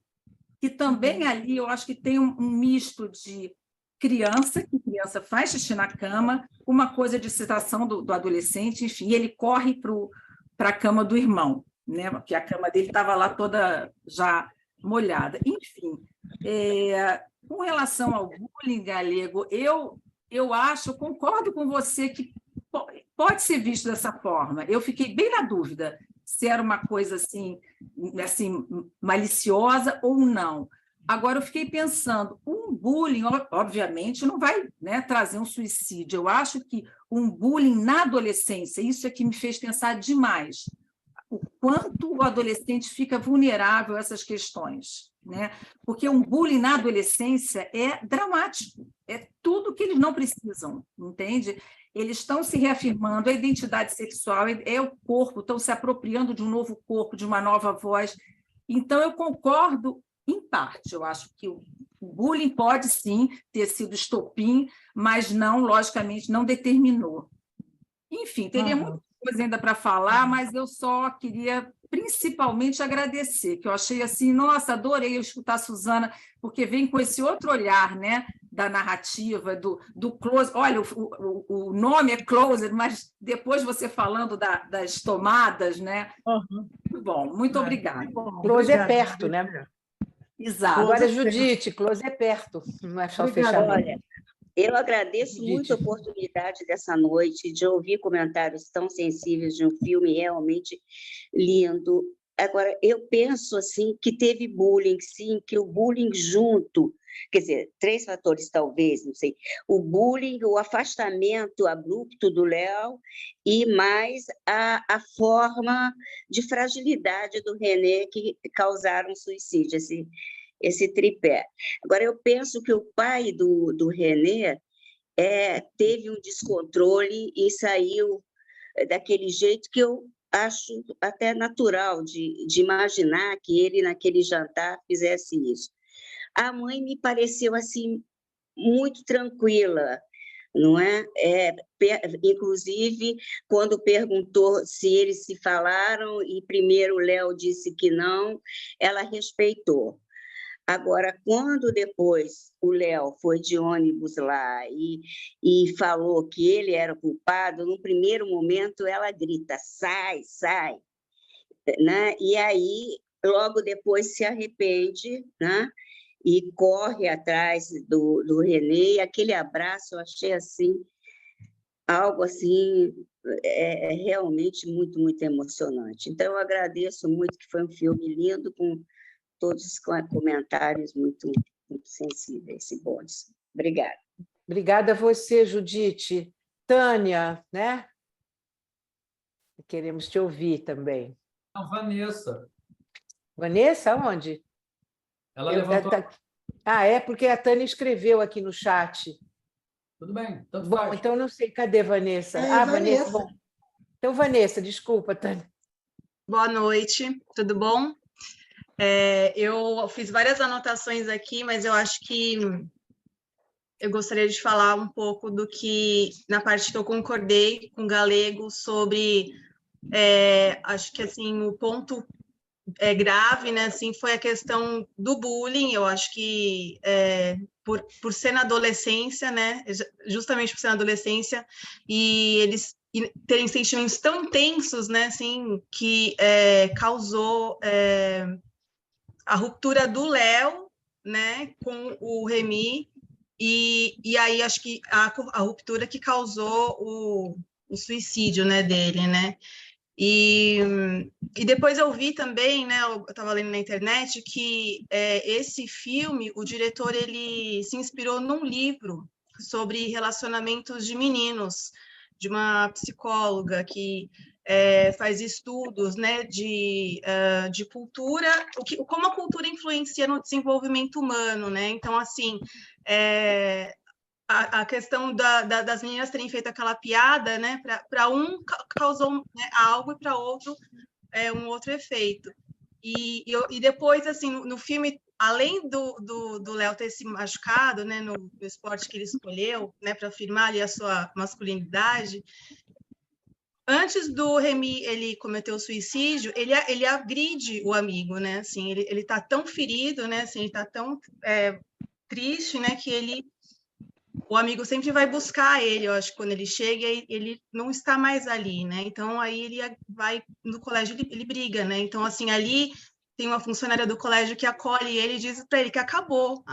E aí acho que ali ele acho que assim, a partir dali, acho que a tristeza dele foi tão grande que ele não consegue elaborar isso, né, de uma forma melhor. Mas é isso, o filme me emocionou bastante e também observei a questão da proximidade da câmera, né, nos personagens. Como a câmera, nos momentos mais dramáticos, ela chega muito próximo, então a gente se sente muito próximo do que está acontecendo, e isso acho que impacta bastante e emociona bastante a gente também. Legal, Vanessa. Muito bom, Vanessa, obrigada. Então, agora, Tânia, temos aí um tantinho final para a gente dar. Não, eu estou achando muito interessante. Primeiro, a questão para mim, close, é a questão de, olhe bem, vai naquele ponto ali, dá um close ali. Então, o olhar das pessoas, para mim, é diferente. Por exemplo, a mãe vai olhar de uma forma, os colegas vão olhar de outra forma, o cineasta pode ter uma percepção do que vai projetar de outra forma, mas a coisa mais interessante é a pessoa mais tocada foi o Galego, porque a questão ali foi na relação masculina. Então, esta percepção é muito forte. É forte porque ele é homem, é forte porque ele reparou a época, e então isso vai para uma projeção diferente. Então, eu estava pensando, né? Quando eu fui professora primária, secundária, e é uma passagem que a pessoa tem medo de exteriorizar e tem medo de perceber o outro lado também. Isso é demonstrado, né, no filme com detalhes, assim, momentos. Ele não é falado realmente, como a Suzana falou, ele é mostrado em lance, e cada um vai perceber da sua forma e da sua maneira de projetar. E o bullying, um aspecto importante do bullying, eu tive uma colega no início da faculdade, eu sou médica, no início da faculdade, que é uma idade ainda em que as pessoas nem sabem direito também o que querem, e ela cometeu suicídio por bullying por colegas da faculdade. Então, essa questão do bullying é muito forte, e depende. Uns diziam assim, mas por quê? Não foi tão forte. Como a pessoa percebe. Exatamente. Então, para mim, o close é exatamente o teu olhar individual sobre aquelas questões todas que foram colocadas ali, assim como as nossas percepções, ou como mãe, ou como avó, ou como ator, vai exteriorizar e vai ser percebido de uma forma completamente diferente. Então, eu achei muito interessante o falado ou não falado, mas está ali. Você que percebe. Então, Tânia sempre sábia e sensata. Agora, eu só gostaria de levantar uma questãozinha. Quando eu era criança e adolescente, o chamado bullying era o comportamento normal. Gente, o que se provocava nas escolas, o que eu ouvi, o que eu falei, e aí ficava muito traumatizado. Algumas pessoas podiam ficar traumatizadas, mas nem todo. Não sei o que aconteceu. As pessoas ficaram mais sensíveis. As pessoas... Gente, se eu fizer um inventário do que eu ouvi na escola, e aí, o que aconteceu? Eu, honestamente, eu não acho que as meninas do filme, aqui vamos foram agressivas com ele. Elas foram adolescentes, crianças, provocando. O que adolescente mais faz? Provoca o outro. Não, mas eu acho que o principal foi a... Cada um Sandra quer falar. Eu queria falar uma coisinha. Posso falar uma coisa rapidinho? Eu acho que está tendo uma confusão, pelo menos do que se chama de bullying, né? Porque hoje em dia, inclusive, isso é uma coisa que acontece o tempo todo. O bullying é uma coisa muito forte, que achaca a pessoa, que o grupo se reúne, que vai contra uma pessoa, que ela é isolada. Eu não acho que é isso que tem no filme. Eu acho que tem uma coisa do zoar, né? Que eles chamam hoje em dia de zoar, de fazer uma ironia com um menino, que ele pode ter uma sensibilidade, acho que a Tânia falou isso, às vezes a pessoa sente aquilo de uma forma intensíssima, mas não foi uma coisa do grupo. E o próprio Léo, ele não está mais afim de estar com o Remy, mas ele também não é uma coisa que ele exclui completamente o Remy, né? Eu acho que o Remy pode ter sentido isso de uma forma profundamente dolorosa, que aí vai de como cada um sente isso, mas eu não acho que houve uma coisa tão intensa. Deixa a Sandra falar, gente. Sandra, fala aí. Depois eu estava pensando nessa questão do bullying ou não bullying. Eu acho que o que as meninas fizeram, e a gente tem que lembrar que as meninas da mesma idade estão muito na frente dos meninos, né? Então já estão cheias de questões da sexualidade mais clara. Elas destamparam a sexualidade desses meninos. Elas abriram uma situação que eles viviam e não tinham consciência disso. E isso foi traumático para os dois, sendo que o Léo tinha mais recursos para lidar. E o Remy já se mostrava antes que não tinha tantos recursos. Né? Então, o Léo partiu para vou para a vida, não quero nem saber disso. Mas o Remy não se incomodou tanto com isso. Exatamente. O Léo, sim. O Remy... O negócio é o seguinte, para mim... Bullying, ele não ficou afetado. Bullying, quando o Remy se matou. Oi? Não, mas não por isso. Não, ele se matou, o Remy se matou pela rejeição do amigo. Do Léo, né? ele perdeu o amor dele. E pelas questões dele, claro. E pelas contato físico, ele não mais foi dormir lá, eles não mais andavam juntos, né? Estão me ouvindo? Alô? Sim, oi. Sim. Diga. Eu acho que o problema é o seguinte, o bullying funcionou para o Léo como uma exclusão do grupo. Ele constrói uma saída. A gente pode até chamar psicanaliticamente de uma saída falso self. Ele vai bancar o machinho quando talvez ele tenha uma tendência homoafetiva. Ou não, né, o Galego? Ou uma tendência de brincar com a sexualidade, de descobrir a sexualidade. Não acho que ali se trata de homossexual. É que dão esse nome para ele. Tudo não bem. Tinha agora, esse nome. O Remy, a exclusão que o Remy sente não é do grupo. Ele se lixa para o que o grupo está achando. A exclusão que ele sente é do Léo.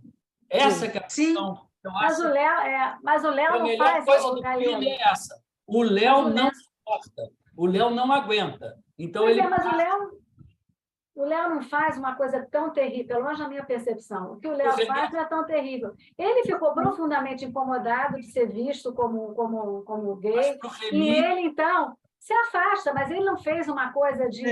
ele rejeita, ele tratou mal. Tratou mal o Léo. Tratou mal, mas, gente, isso é uma...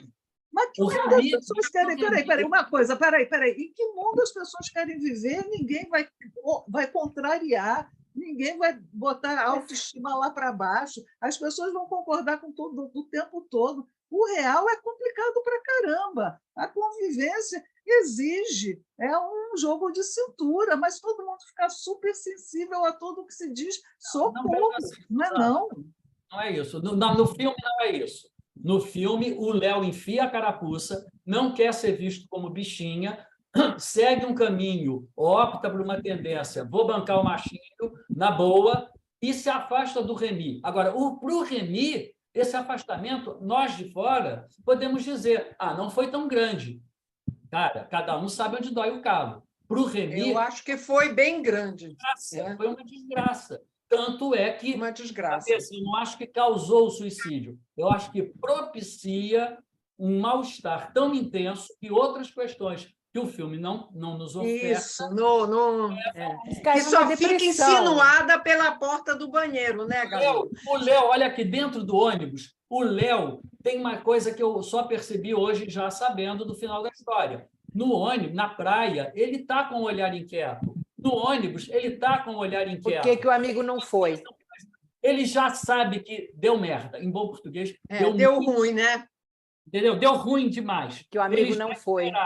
Ele já esperava. Tanto que a declaração dele ele está no hospital, está no hospital, salvou, né? E a mãe diz, ele não está mais entre nós. Então, eu acho que o problema é o seguinte, o afastamento dele, nós podemos achar que não foi tão grande, mas para o Remy, pela fragilidade, pelo investimento que ele tinha no Léo, foi devastador. Devastador. Olha, a Aline está pedindo a palavra.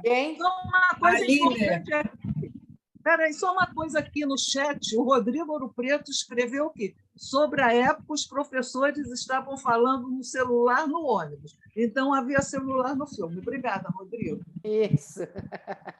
Muito bom. Quem quer falar? Foi a Aline? Vai, Aline. Para a gente encerrar, são 9 horas. Aline, fala. Olá, boa noite. Quero falar algumas coisas, né? Sobre o celular, sim, eu também tinha reparado que as crianças elas tinham celular, só os personagens principais que iam para a escola e eles não tinham celular. Eles não estavam usando celular lá. Então, eu acredito sim que fossem, né, uma juventude que tenha consciência, né, dos grupos LGBTQIA+, né? E então eu vi com deboche todos os colegas, mesmo não sendo homem, como uma pessoa um pouco mais jovem, uma pessoa um pouco mais próxima, né, dessa realidade, eu vi essas meninas debochando deles e claro que cada um vai reagir da sua forma, baseado como é o seu próprio mundo interno, mas eu também queria falar sobre isso do suicídio, né? Que claro que não foi bullying, como o Léo reagiu, né? Não foi só isso que fez ele se suicidar. E tem uma parte que acho que ninguém comentou aqui para mim que é muito preciosa, que no final a professora propõe uma certa homenagem para cada aluno pegar e escrever num papel como que o viam, né? E o Léo ele fica com muita raiva porque todo mundo está falando que o amigo dele era uma pessoa extremamente feliz. E o amigo dele não era uma pessoa extremamente feliz, né? Ele já via isso e ele já percebia isso. Então, eu acho que é mais uma forma do filme mostrar pra gente que não tem um culpado, né? E também que o suicídio ele tem muitos fatores envolvidos, né? E que seria até difícil o filme querer abordar isso, porque é muito complexo, né? Era só isso. Obrigada. Muito bom, não, tá certo. Muito bom. Muitas visões, close e far away, né? Mas vamos encerrar, são 9 horas. Queria, Marcela, Suzana, Galego, suas palavras de close, né? De fechamento, e agradecer a plateia participativa. Foi muito legal. Obrigada, gente. Só queria dizer, eu aqui queria meter minha colher torta que, na verdade, o filme é lento, mas ele pula pedaços trechos inteiros em que o Léo não está mais na cama, não vai mais no quarto, não quer ficar junto, os corpos não ficam juntos, eles não mais correm naquele campo florido, porque o Léo ele vai antes, você não me esperou. Então, ele deu tantos sinais, e lá no Rock ele foi muito agressivo. Está fazendo aqui, vai embora, ele não dá bola. Então, ele machucou bastante esse menino tão sensível, né? Então, mas ele faz amizade com o Benedict, que era o primeiro que jogava hóquei, do qual ele se aproxima e dorme uma noite no quarto do Benedict. Sim. Mas ele sente falta, a gente vê no olhar dele, até na praia, ele tem aquele olhar assim de que estou com saudade, I miss you, né? Bom, vamos assim, Suzana, Marcela primeiro.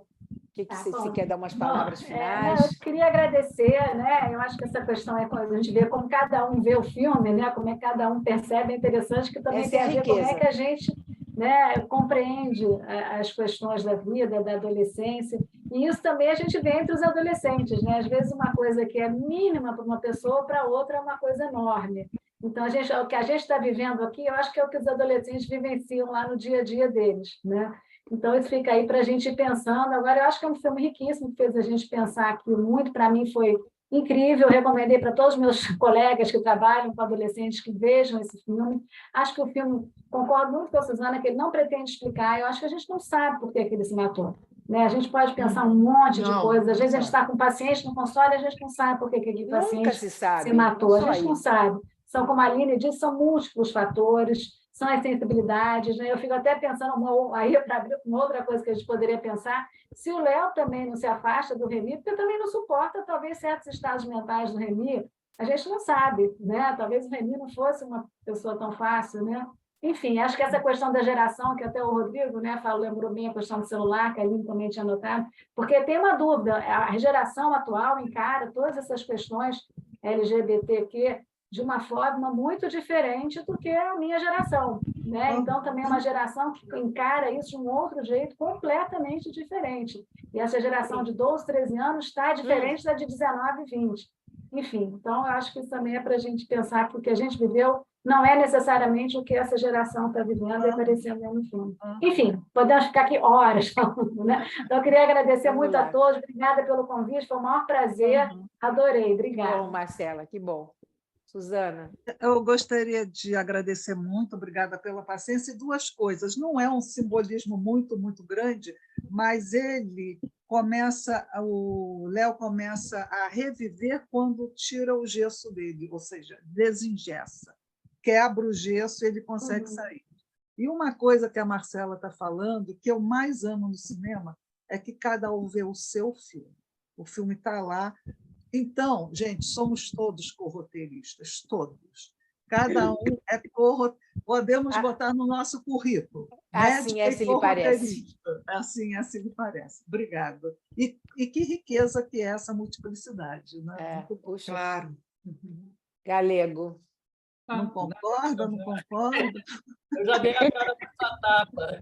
Não, eu só quero dizer que eu também fiquei com a sensação, quando o filme terminou, quando eu vi no festival, quando o Léo olha para trás, eu achei que havia assim, uma coisa do tipo acusatória para a plateia que estranha ou que critica a homoafetividade. E, Marcela, pode ser que você lide com pessoas que transem isso melhor. Eu acho que depende do nível sociocultural e econômico, porque essas crianças, esses adolescentes criados com o preconceito dos evangélicos ou de outras religiões que seja, não acho que tenham tolerância nenhuma para qualquer manifestação LGBTQIA. Os que eu convivo têm uma tolerância, não todos, óbvio, mas muitos dos que eu convivo têm muita tolerância. E essa escola não me pareceu ser um ambiente super intolerante. Nossa, Bélgica são ultra desenvolvidos, assim, todos corretíssimos, os pais, todos. Não há explicação, também no outro filme Girl. Exatamente. Não se pode explicar o sofrimento do adolescente e daquela garota por nenhum fator externo. Ninguém faz nada de errado, ninguém faz nada de mal. É um mundo interno, complexo, rico, né? Que transborda, que é difícil, é perturbador. Né? Ali, assim, gente maravilhosa nesse, todo mundo muito adequado, correto. A própria mãe do Remy, né? Bem, queria agradecer todo mundo. Foi uma noite ótima, né? Ruth, obrigada pela presença. E vamos ao próximo mês. Qual filme será? Tá bom? Tchau. Obrigada, Sônia. Sempre é uma hora. Obrigada, Sônia. Suzana, saudade daqui do cinema. Coisa boa. Pois é. Obrigada, Sônia, Galego, todo mundo. Super obrigada. Gostei. Obrigada, Marcela, Suzana, Galego, todo mundo, comentaristas. Saudades. Muito bom. Oi. Tchau, gente. Feliz